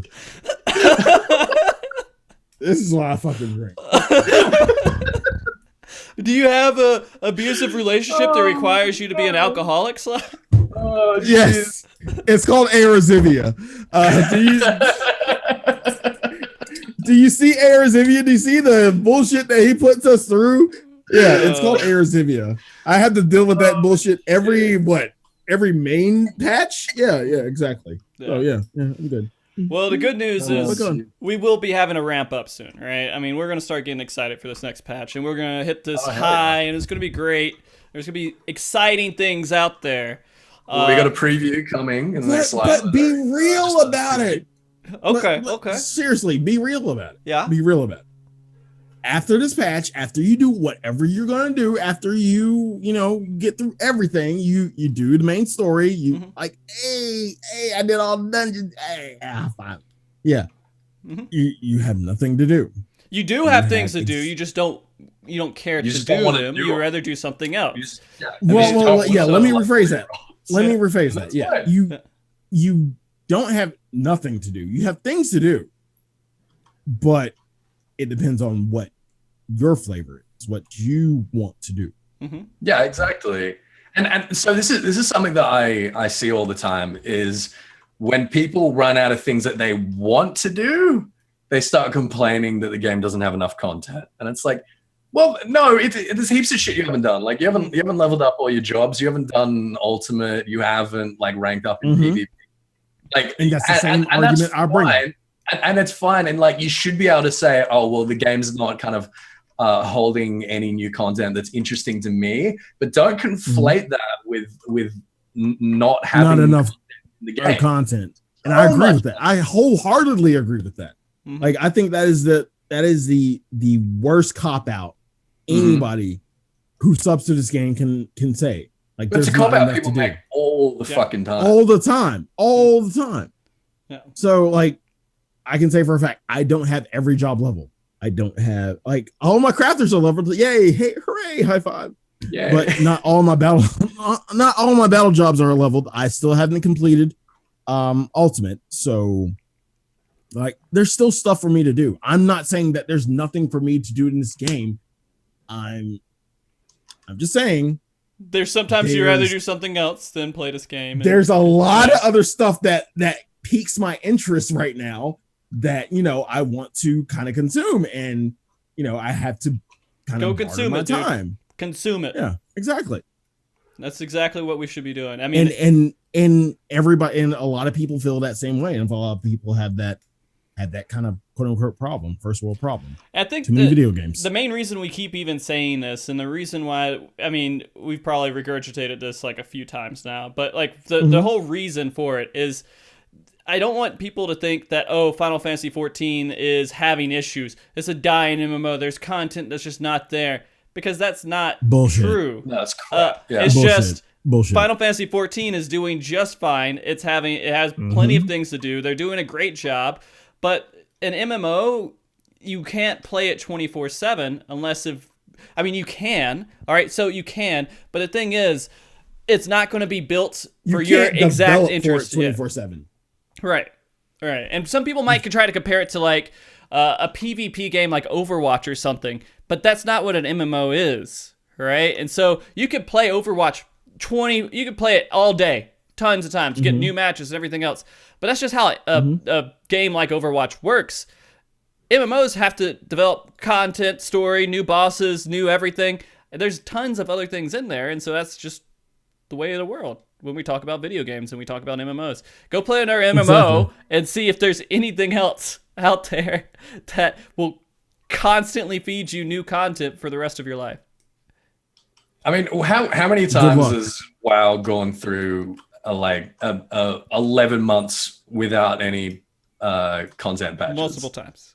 Well, yeah. That has never happened with us. And we're complaining. Like, no, I'm not saying us three, but the community. You're complaining, Sly? We're complaining. Tired of your negativity, Sly. You need to be a positive I know, person, right? man. I'm sorry. I'm sorry. Yeah. I'm sorry. I'm just saying. Wow. Just that's so much.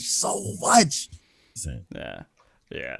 But anyways, guys, I do want to talk about a couple of things as we're getting closer to the end of the show. If you guys have questions for some reason, I doubt anyone has any questions for any of these guys. But I mean, if you do, I got like a thing here, and I think that if you put in the information, you might have a question.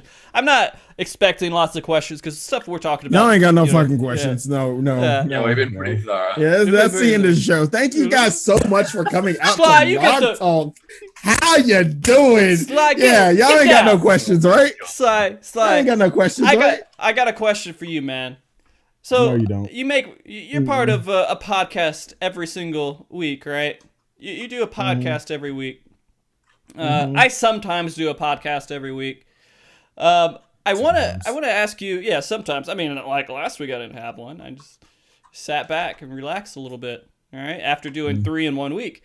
Sly, tell me right now, how has this whole lull, this kind of lull that you're experiencing yourself, affected you with State of the Realm? In terms of what we do for the room, well, it does affect us. But the thing is, we know it's coming. We're realist enough to know that, every so often there's not going to be anything going on within the game, dev wise, news wise, anything.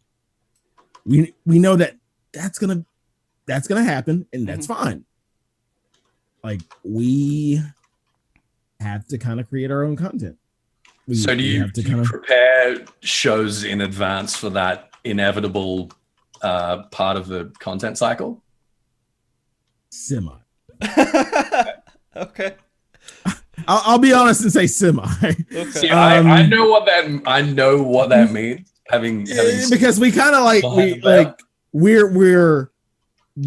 know there's nothing to report on. There's no news in the 14 sphere, and we're kind of still like holding on to hope that something comes out via Reddit or the Lodestone or anybody, that like something will come out. And well, I mean, we have been getting like plenty of interviews and stuff to talk about on that for the last month. But when those interviews don't come through, and I had to prepare Mike for this, and like Mike is openly optimistic about this. He's like, yeah, we got an interview coming. I'm like, Mike, what if we don't? What if we don't? No, we got it coming. What if we don't? Like, we have to put it like, no. Here's the thing. I get more shows that come to me on the day of, and I'm like, Mike, what are we talking about? Fuck if I know. Okay. Thank you, Mike. Yeah, exactly. Yeah. But no. I mean, that's good though. I mean, if you can play off of it, Mike, still, it works fine. Mike is able, the thing I admire about Mike is able to put like a show together in a short span of time. Like, I would not be able to do that. I would freak the fuck out. Like, I freak the fuck out. I freak the fuck out at like 11 a.m. in the morning when Mike is streaming and I know he can't respond. And I'm like, what's our show? Okay, I have to put together a show. So yeah, like I freak out sometimes, but Mike is really good at putting together a show at short notice. To be fair, Sly, a huge part of doing a regular weekly show, particularly like State of the Realm, is that it's as much about the characters and the repartee as it is about the content. And the reason why you guys have been successful for so long is because you have that sort of rapport and that repartee that can carry you through the sort of slower patches, slower shows. He's taking that like, should I accept that? Oh my god! And I think that's precisely why you're able to like pull shows out of like very little in the way of shows. Shows are our ass. Exactly. Yeah, exactly. Yeah, exactly. Yeah. Whereas if you guys didn't like sync as well as you did, then obviously that would be like a huge problem. Mm-hmm. And luckily, on this show, my personality doesn't matter at all. It's just the people I bring on the show. Oh, what the fuck are you talking about? I Shut could up. be so lazy. Oh. I'd be like, I'm the boring person who just asks questions, and then I just get you guys on here, and you guys can talk a little while, and then I got a show, right? Yeah. Yeah, exactly. Or is it that I just get along and have a good repartee with everybody in the world? I'm sorry, you want to say that again? Repartee. I wonder how much that's worth on Scrabble. I'm really curious right now. Oh, it's okay, dude. It's okay.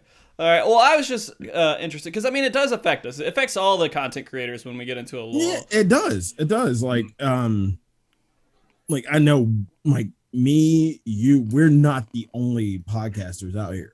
Mm-hmm. People are waiting for news. People are You waiting guys for are the something. only two that pull shit out of your We're ass. the only ones that pull shit. Yeah, pretty much. I'm pretty sure there's some other Final Fantasy 14 podcast. There's a lot of just people bullshit the show. ass. Yeah, exactly. Exactly. Yeah, but I'm pretty sure there's a lot of 14 podcasters who are waiting on news and like just like us, Mhm. and they're like, well, what the fuck do we talk about? There's nothing going on in the Reddit sphere. There's nothing on the Lodestone. What the fuck do we talk about? Mm-hmm. And I will say this: the community, as much as we rely on you, thank you to the Final Fantasy 14 community. Mm-hmm. Like you keep us, not only Say the Realm, you keep MogTalk, you keep Binkstown Radio, you keep everybody, you keep Limit Break Radio, you keep everybody alive. You somehow give us content. Give us content. Yeah. So thank you so much.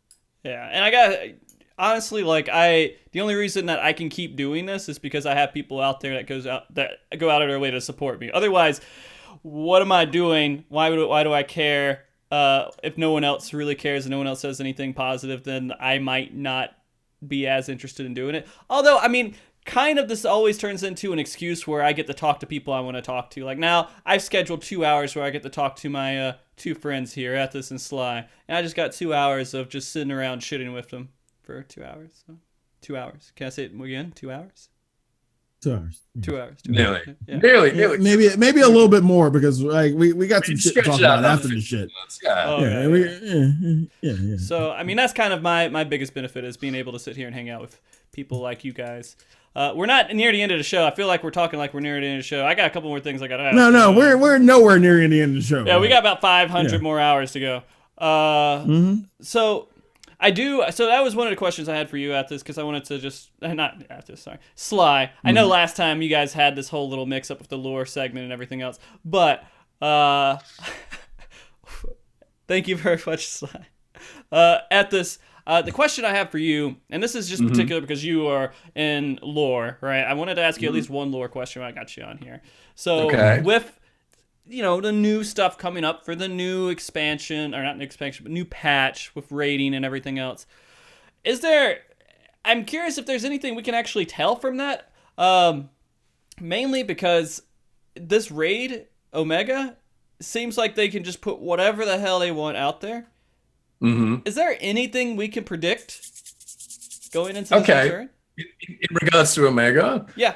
Well, you're definitely right that like the nature of the fights is such that it's basically just a hollow deck and Omega can produce whatever he wants. So in regards to the fights, like it's less about what do we predict and more like what would we like to see, what's on our wish list for the fights.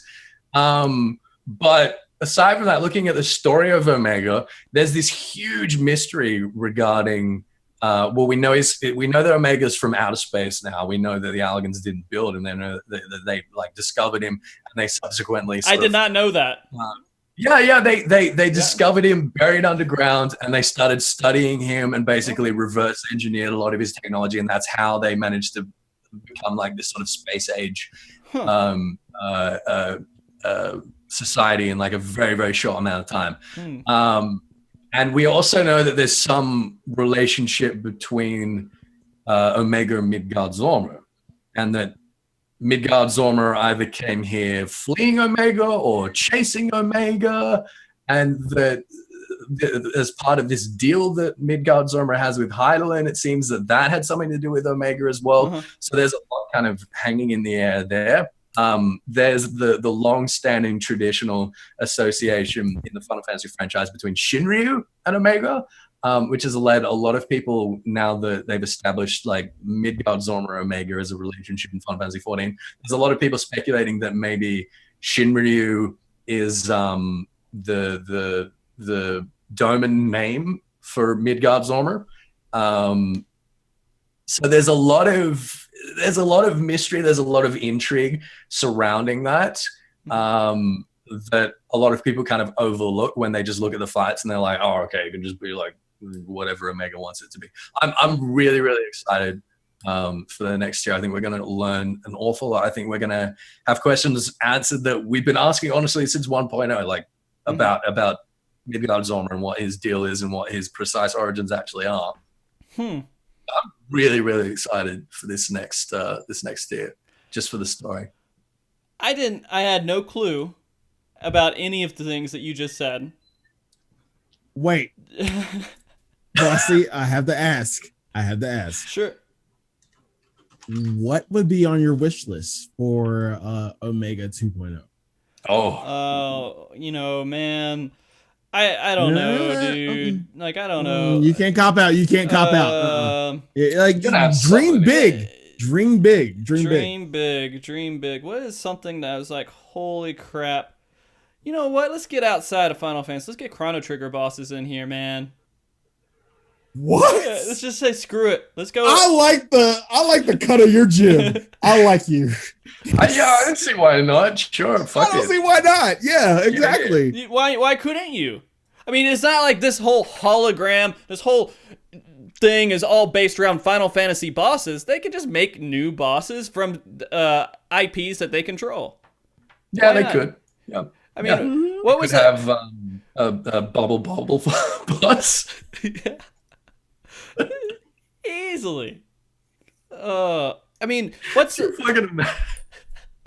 let's go outside of the Square Enix, or let's go inside Square Enix, like outside of Final Fantasy. What is a boss from one of their other games that I really would really want to see? Xenogears. Who? Xenogears. Oh, Xenogears.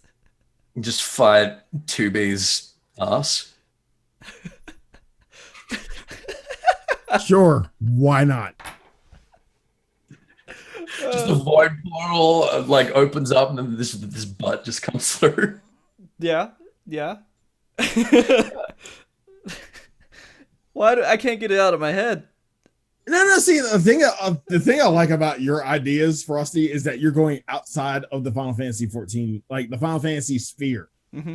Like you're just going outside of Final Fantasy. You're going to like Chrono Trigger. You're going to anything else Square has produced. So maybe some Nier Automata bosses. Yeah. Why not? I mean, see, Final Fantasy is a big nostalgia bus. I mean, Final Fantasy is going to run out of nostalgia things that we can repeat. Although they can probably throw Sephiroth and Cloud and all that stuff. Why not just throw them in there? But eventually, we might want to venture out a little bit. Why not go into other IPs? Okay, we all good with that? We all accept that? Is my answer good enough for that? That's pretty brave. Your answer is like amazing. Okay, it's outside the box. I like it. All right. We'll go with that.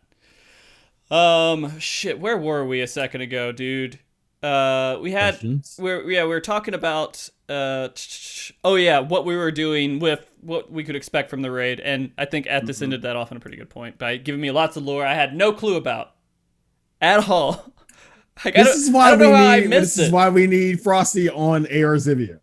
Like, we need a third. Only if I could be on Sly's team. Jeopardy has a third. No. There are no teams. There are no teams. Okay. No. Fuck this. You are on your own. You are on your fucking own. There are no teams. There are no teams in AR Zivia. You are on your own. Okay. Jeopardy has 3 members. We've only had 2. We need a third. You would be the third. Congratulations. You're signed up. Oh dear. I got a question. I'm gonna ask you this question, Sly. Actually, I think this was from everyone. I don't know who Pure Viewer is, but that's their name, right? They want to know how weeb is SMT.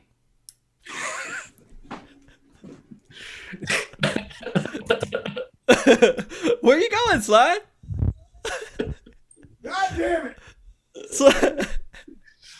Where's he going? Come on, man. It was a legitimate question. Yeah, that's a pretty good question. On a scale of like Goku to Naruto. I mean, I don't know anything about this SMT game. I'm gonna be honest. I really just don't. No, I played Digital Devil Demon Demon Dodger Deep Docks Saga on PS2, and I didn't like it. It was pretty garbage. What the fuck? Well, what's the story? What is it about? I don't remember. Oh god, are we gonna get Sly back? I need to ask him another question. Should we just go on? We'll go on without Sly for a second here. I bet he went to go get a beer. Yeah, probably. Wait a minute. Oh, he's coming back. Hold on. He's back in time. Y'all are so fucking wrong. It was a question. It was a viewer question. What? No, you were lying. Yeah, that was a legitimate question. That was a legitimate question. It was right here. I'll post it in chat. This is exactly what popped up. And that's 100% what it was. I mean, you could just answer that really quick if you want, Sly. I mean, on a scale of 1 to 10. Save it for a show. Okay. Is there a show? Is there a show? Please tell me there's a show. This is pretty much the post show. God dang it. The viewer questions turns out pretty much to be the post show. All right, let me ask a serious question. It looks like this is a pretty serious question from Dran here. No, I'll answer that one, but okay, I'll answer that one. Sure. How weeb is SMT? Mm-hmm. About as weeb as Final Fantasy. Is it? Yes, it is. I feel like it's established non-weeb territory pretty hardcore. And I mean, it does have its as bits and pieces, and in this expansion, you could really kind of tend it towards the weeb direction. But I feel like Final Fantasy 14 has been a lot of castles and a lot of non-weeb centric things. Well, the thing is, okay. Yeah. Damn it. You're gonna give me go into like a full thesis on SMT. Mm-hmm. All right. Here's the thing about SMT. Mm-hmm. SMT has been around since 1992, 25th anniversary. Oh, man, we don't need the whole story. Yeah. We don't need the whole story, Sly. No, I'm not gonna. Okay. Mm-hmm. The thing about SMT deals with a lot of IRL lore, like the demons you interact with, the demons you recruit, have a lot of IRL lore.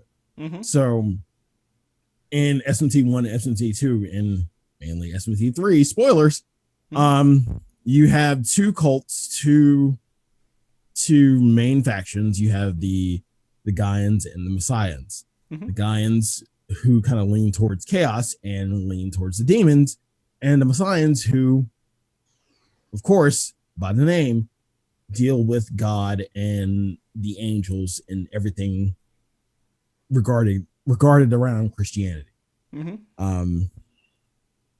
The thing about these two cults, and the thing about these two cults and how they play in the game, is that neither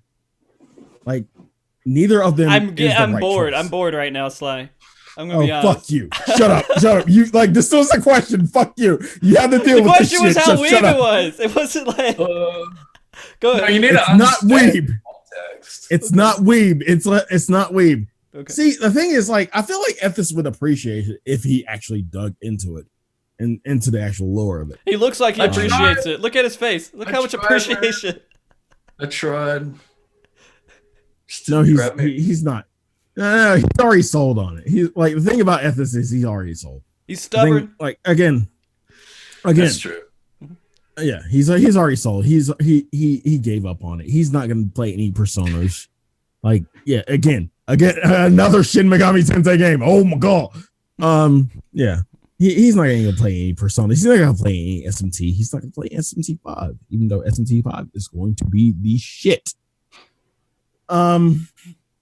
Yeah, like SMT deals with a lot of real shit, and it's not linear like Final Fantasy. I'm sorry. I love Final Fantasy, but I lean towards SMT because it's not linear. You have choices. Mm-hmm. You can go dark. You can go light. Oh my God, Ethys, fuck you, eat a dick.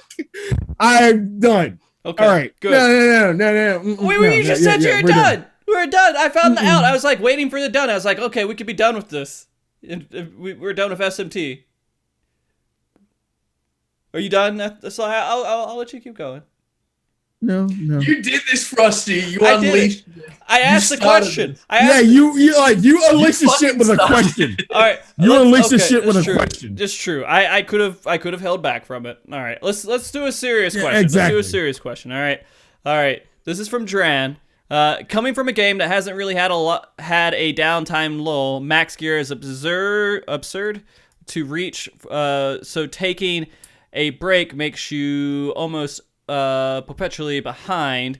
Where's the happy medium? Okay, so he's saying he kind of came from a game that really didn't have a downtime lull. Like you always had to be playing, you always had to keep progressing. Mm-hmm. And max gear was kind of absurd to get because you always had to sit there and grind constantly every single day for it. Where is that happy medium? Where do you say, hey, this is just enough content to where it's not too much content? Too much. I think that's 14. I think 14 is the happy medium. I think that's why we all love it.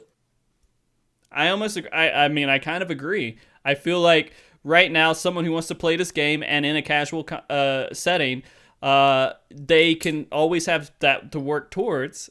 And, you know, when someone goes in there and they're really hardcore about it, they're going to finish it pretty quick. But if they made it to suit the hardcore player to play 5 months, we get the ultimate version of doing a relic. I don't think anybody would want to do that. Except for the 0.001%. I think relics are supposed to be a little bit more available than that. And at least content that they put in the game. They only have one bit of content for that 0.001%. So I feel like Final Fantasy hits it pretty well. Look at Sly, your little face. Do you think that's a game that doesn't I'll agree, but I'll disagree. But yeah. I'm 50-50. Okay, just tell me real quick, Sly. What would you change? What would you make? How much less or how much more would you give Final Fantasy in, I guess, in that kind of content-wise? I mean, well, when you put it that way, like, it's the battle of, producing more content, but we don't want to overwork our devs. That's the thing. We don't want to overwork our devs. We don't want to put out content too early and it'd be absolute crap. So I think that's what I'm saying. I kind of agree with you. We are at a, I want to hear the kind of disagree. I want to hear the kind of disagree that you have. We're at a happy medium. Okay. But you can't make everybody happy. And the way you can't make everybody happy is like this content, quote unquote, lull, like where only, and I'm playing devil's advocate here because I'm on the other side of this. Okay. You can't have this lull where only hardcore / midcore / people who want to actually do the shit, ultimate raiders, are happy, and everybody else is just logging in just to get the free chicken. Mm-hmm. The free chicken? Did you say free chicken? Yeah, free chicken. I've not heard that. What is before? Basically, like free chicken is basically free chicken is a myriad of things. Like I've said, free chicken in regards to PvP. But in regards to this, like free chicken is your daily, your dailies, your weekly tomes, your wondrous tales. It's getting reward for minimum effort. Okay. Yeah, free chicken. Like you just show up to a random place and like there's free chicken. Okay. All right. Yeah. Fair enough. So yeah, so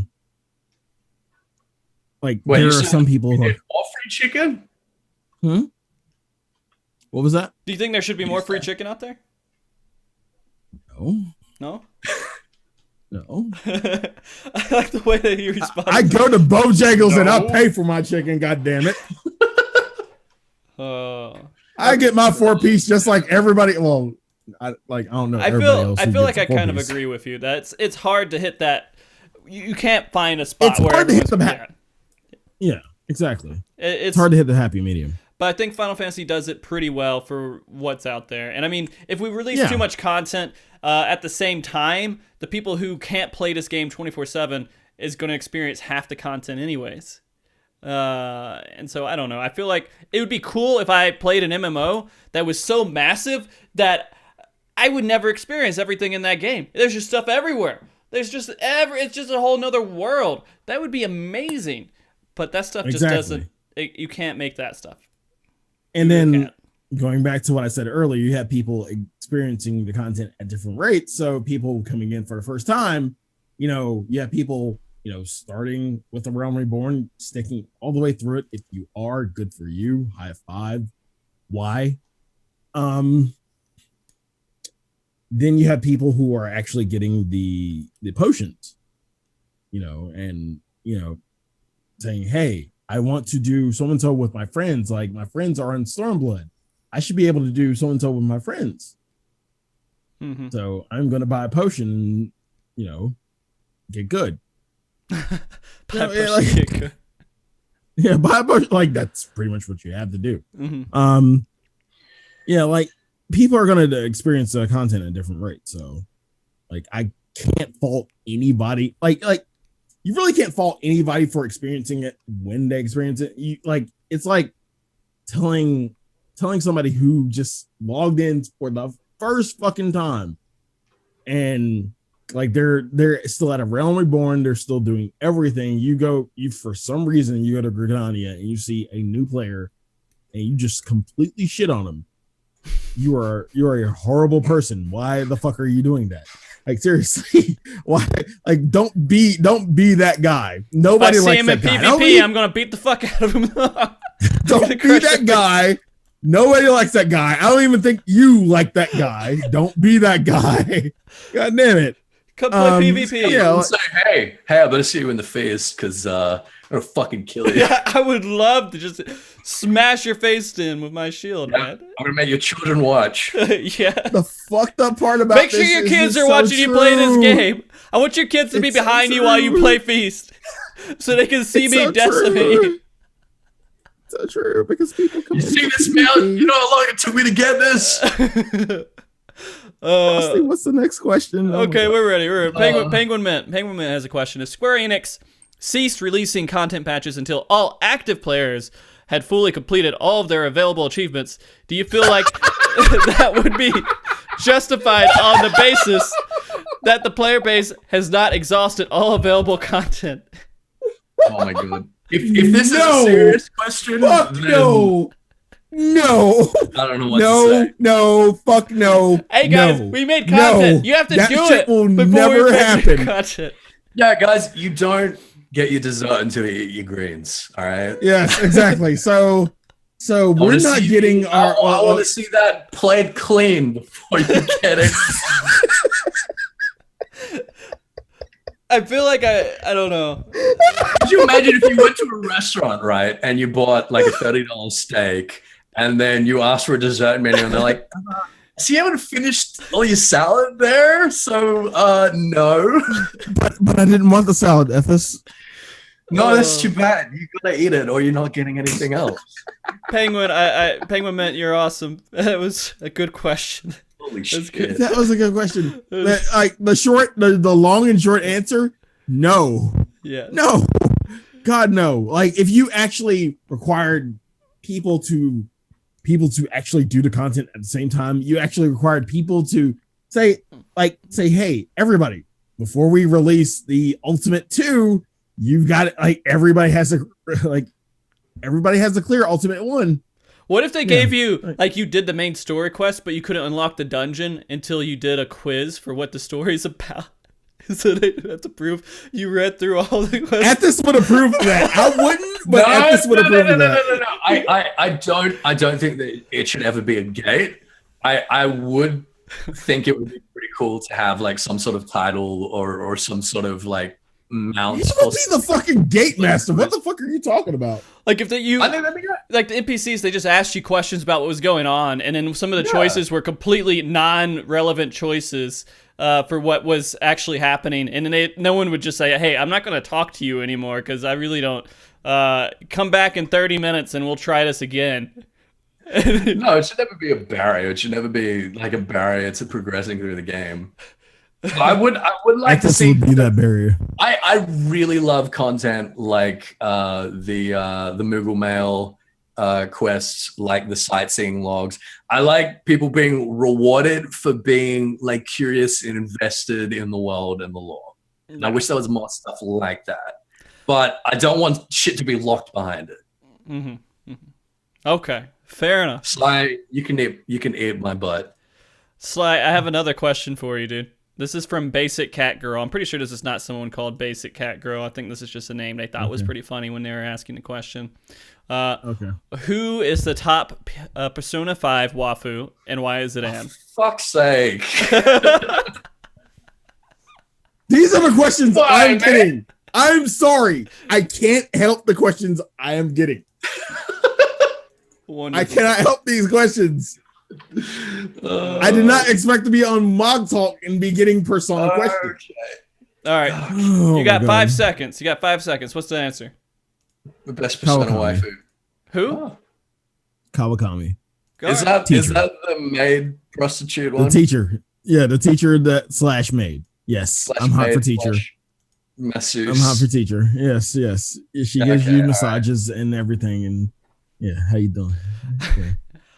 Okay. This is a serious question. I'm going to add to ask this towards Ethys because it kind of fits him pretty well. And BV Rake, he asked this question. Going off the Omega question, what do you anticipate the next Primal will be, and maybe the story that would go along with that? Do you have any thoughts at all? That's a really tough one. I'm looking at the next antagonist, like the next main antagonist being a continuation of this like Garland super soldier sort of theme, that they're working on this technology to give people the echo artificially, and that's going to be like the big new antagonist. As for primals, I think we're going to get the 4 cardinal deities, but I think that's going to be more associated with Hingashi, and I'm expecting that to be like maybe a 5.0 sort of thing. So I'm really not sure. I really don't have any like super compelling points of evidence for what it might be next. I'm really shocked that you didn't say Asdaja, because it's Asdaja's not a primal. He's not a primal, but like, you know how we consider primals. Yeah. I mean, yeah, I'd like to see Asdaja appear at some point, but I don't. But the thing is, that's the thing. It's not going to be as a primal. No, he's not going to be a primal. He's going to be a trial, but he's not going to be a primal. Yeah. So I don't know. All right.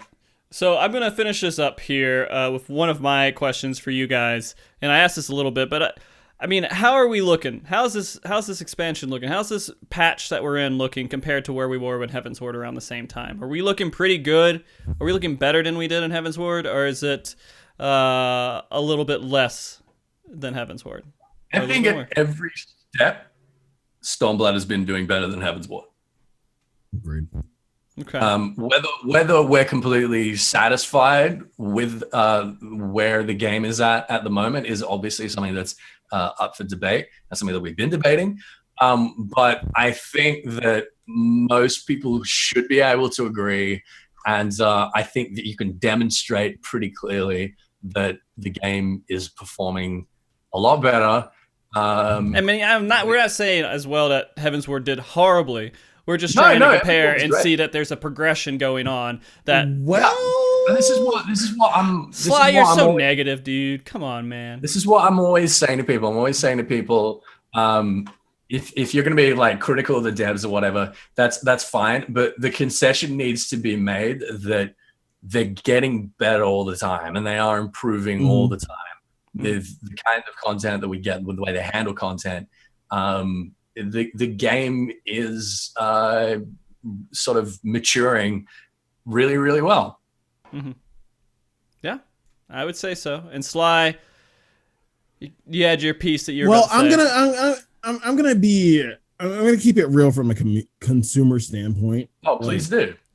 Yeah, from where we were in Heaven's Word, a lot of people were pissed. A lot of people. Well, like, Gordius fucked a lot of people up. So, I mean, we were dealing with that. Not even just speaking in regards to Gordius, but in regards to Gordius, the content that we got at the rate that we got it. The state of PvP at that time. The diadem coming down the pipeline. Do you really want to fight that good fight? No. Do you really want to fight that good fight? The point that I want to make is that Heaven's Ward was experimenting with a lot of kinds of content that they're really coming into their stride with now. And I'm glad that they were experimenting with it in Heaven's Ward and that they weren't afraid to, try new types of content and see how they floated. Yeah. And no, I'm not faulting them for trying. Again, this is just me playing devil's advocate. I'm content. I was content with what we got. I understood exactly what went on, like with the development of Heaven's Ward and how, the devs needed a fucking break because they needed a fucking break. But at the same time, people were like, an extra month was kind of rough.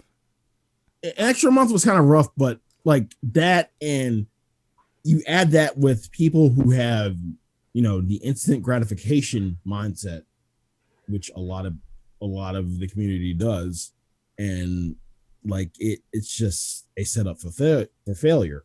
And I feel like that wasn't fair to the devs. And in comparison to what we have now, like you can't compare the two. You really can't compare the two, but at the same time, this feels so much better. I feel like Ethys was kind of right there. They did do some experimentation throughout Heaven's Ward, and I feel like now they're taking that and they're adjusting it and they're making it more about improving upon what they experimented on and making them into something that's like, hopefully this new version of Diadem 2.0 is going to be much more interesting because they had the experience with it already, exactly. So. We're getting more experimentation. That's the thing. So prepare yourself. Like again, everybody prepare yourselves for. I wouldn't say prepare yourselves for the worst, but at the same time, don't get your hopes up. I can't believe. By the way, sorry, we went this whole show without talking about Bard Perform at all. We can. Do you really want to have this conversation? I don't know if we need to. I mean, we can have this. I'm down to have this conversation because Bard Perform is the shit, even though I haven't unlocked it. But I've seen what people have been able to do with it. Yeah, it's amazing. I've got a MIDI keyboard, like a piano keyboard, and I'm doing a new PC build like very soon, hopefully within the next couple of weeks. And I'm going to be making sure that I've got a setup with my MIDI keyboard, and I'm going to have everything macroed. I'm going to be using it as a controller. I'm going to have a lot of fun with the perform actions. Yeah, I mean, when you get it all set up and hooked up like that, and you're just going to be sitting there spamming it. Oh, God. I'm sure there's people who's going to set up like macros, third-party macros and stuff, and they're just going to be hanging back, and they're just going to be playing music randomly in places. But it's okay. It's cool for the people who are actually out there performing. Who are actually talented to do it. Ethys, are you going to like do this thing where you like hook up the MIDI keyboard, then you play one of its sample sounds, sample autoplay tracks? No. Well, that wouldn't work because the samples aren't like actually key presses. No, like I know music. I do music. Yeah, it's neat to see that. Yeah. His music good. He's okay. I play instrument. I haven't heard him ever, but he said he has. Okay. Well, to kind of wrap things up here, I'm glad we had this conversation. This has been actually really enjoyable to talk about all this stuff, and I feel like Final Fantasy's hitting this actually a pretty good point, and it's been nothing but positive. Sorry. You should be. That was annoying. Come on. No, but no, it's been a very good patch cycle so far, and we're hitting that lower point. It's going to start raising back up soon. You guys enjoy your holidays while you're kind of waiting for that. Live letters when? Where's the live letter? It's like the 15th. It's just another 2 weeks. Yeah, I think another 2 weeks. We're thinking another 2 or maybe 3 weeks. Yeah. Yeah, I think it's on the 15th for you guys. Right in the middle of the month. It's as soon as fucking Star Wars comes out.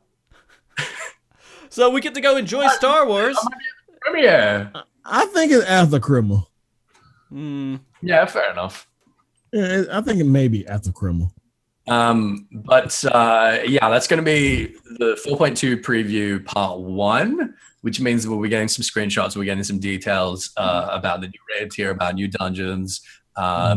Hopefully, we'll be getting some kind of expose about Eureka and maybe an outline of what that is actually going to be, so we can sort of lay a lot of these concerns to rest and deal with a lot of the misinformation that's going about at the moment. So it should be an interesting live letter. Yeah, it should be. And I mean, like, if you guys are bored, you're at a point where you're like, hey, I don't feel like logging in. That's okay. Go do something else. Pay attention to the live letter that's coming up, and then you probably get excited again. Yeah, I mean, if it doesn't suit you, then it doesn't suit you. But I mean, for 3 years, I've been okay with kind of what they've been doing. There's been stuff I've complained about, but lots of stuff gets fixed, and that's the life of an MMO. So to finish it up, I do want to make sure that you guys get your proper shout outs and everything else, and people know where to find you. If for some reason they don't know, Sly, could you advertise yourself for a second here?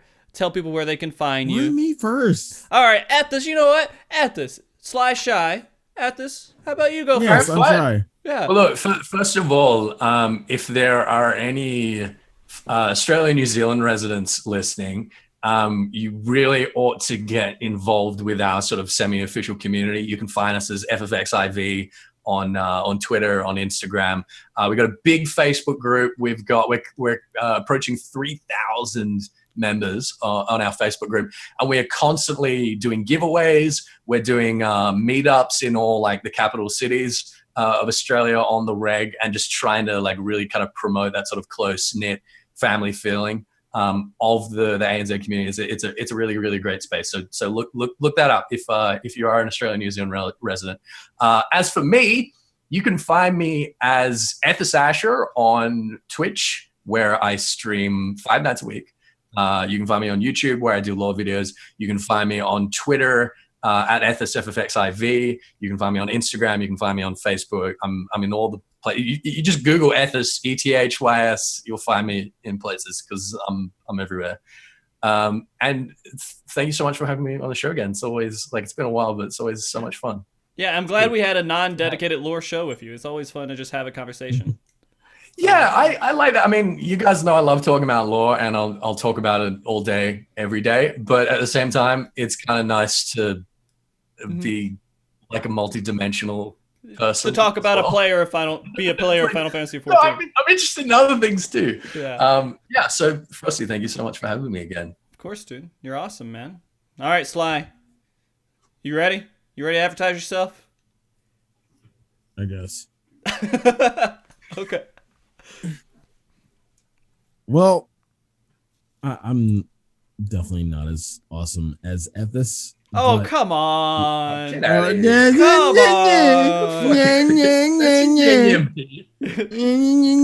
You let Ethys go first, too. Yeah. I mean, he's fucking awesome. I mean, okay. Did you hear? Did you hear all that? I mean, you know what? Give me a second. Give me a second. All right. How is that not awesome? Stop for a second. I'm going to advertise Sly. All right. So, Sly, if you guys are unaware of who Sly is, Sly does a podcast every week with Mr. Happy called State of the Realm. It's a great podcast. I think it's the most popular podcast out there for Final Fantasy 14 right now. And you guys should go out and watch it for sure. He also does regular streams where he plays games that are not just Final Fantasy 14. He does play Final Fantasy 14, but he plays it as someone who isn't like a hardcore raider, someone you can kind of relate to as well when he's playing Final Fantasy 14. I would say that for sure. It's nice to hang out with him. It's kind of like hanging out with your friends when you're like drinking a beer and you're just like having a good time, enjoying a video game. There was a night, just the other night, like I was like, I gotta stay up late tonight. And then Sly was just playing, what was that game? It was Until Dawn. And he was just going and playing it until dawn, past dawn. He was sitting there playing it the entire time. That was Halloween. Yeah, it was Halloween. That was Halloween. And I was just sitting there relaxing, watching Sly sit here and freak out over a video game for about like 6, 7, 8 hours. And it was wonderful. I love this guy. And so if you want to hang out with someone who you can relate to, real, down to earth, isn't going to sit there and be a fake weirdo. He may play a lot of weeb games, but he's still a good guy. Please check him out. And Sly, a.k.a. Greyfox for Twitch. He's on Twitter, which I'll let him do his advertising whenever he puts his headset back on. But Sly... And YouTube. Yes, Twitter and YouTube. And Sly, tell everybody all the different places to see. Well, thank you so much for the kind words. Of course, dude. Except for all the weed bullshit. Eat a dick.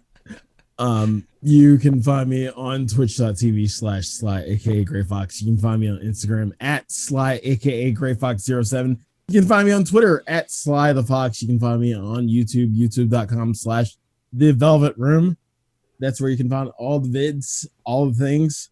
I'm not good at the tubs, as Ethys likes to call it, because Ethys, according to the fanfic, he will shoot me. He will shoot me in the tubs. He will sabotage my tubs. Like it's canon because it's in the fanfic. But fanfic? Okay, I don't want to dig into that too deep. No, you want to dig into it. It's so good. It's so good. You want to dig into it. But yeah, like again, Frosty, thank you so much. It's been a minute since I have been on MogTalk, and it is always a pleasure. Thank you so much for allowing me to come and be loud and everything. Sorry if you hate me. Oh. I love you all. No one hates you all. You're wonderful, dude. You guys are both awesome, and I'm so glad I could get you guys on here. I'm glad I was able to have this show. People was trying. It's like, oh, it's just a lull show. No, this is the show I live for. I like to just sit back and talk with friends and have fun, and I feel like we definitely achieved that today. To let you guys know, I want to do my shout outs to people. Thank you everybody in chat for coming and watching. Thank you everybody on YouTube that's watching this now. I appreciate it. I think you guys are awesome. I hope you guys had a good time. Thank you very much to the mods in chat for helping out Snarters mostly, for making sure, for some reason people got auto-modded. He was out there to make sure he had your back and you could get your message through. Thank you very much, Kerr, for the emotional support. Thank you everybody who helped assist. Blizana for the artwork that we have on the show. Also, Andre Kane for allowing me to use the music in the beginning and the exit of the show. Next week, we will be doing a PvP show. We'll be having our monthly PvP show where we're going to discuss kind of the state of everything that's going on with ranked PvP, where the Aether League is, which is the community thing that us people on Aether do. I know Primal, they don't have any real good PvP community out there. Where they, well, fuck you, Charles. Fuck you. You kiss my ass, eat a dick, call me on Christmas. Fuck you. No. Primal got some PvPers. Okay. Do you want to come back to Primal where it was actually real in the field? Do you guys have a league or something?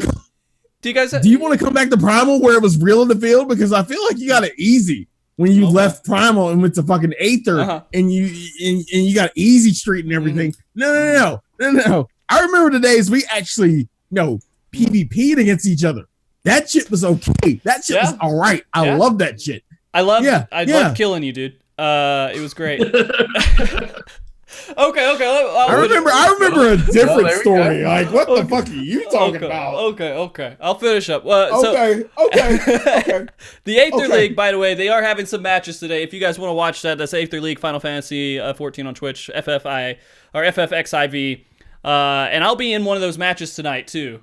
I'm doing a match against 2 teams tonight, actually. So 6 matches. You'll probably see me in. We'll probably lose horribly because these teams are the best people. I think that PvP, some of the best people that we're going against. So if you're interested, feel free to watch that.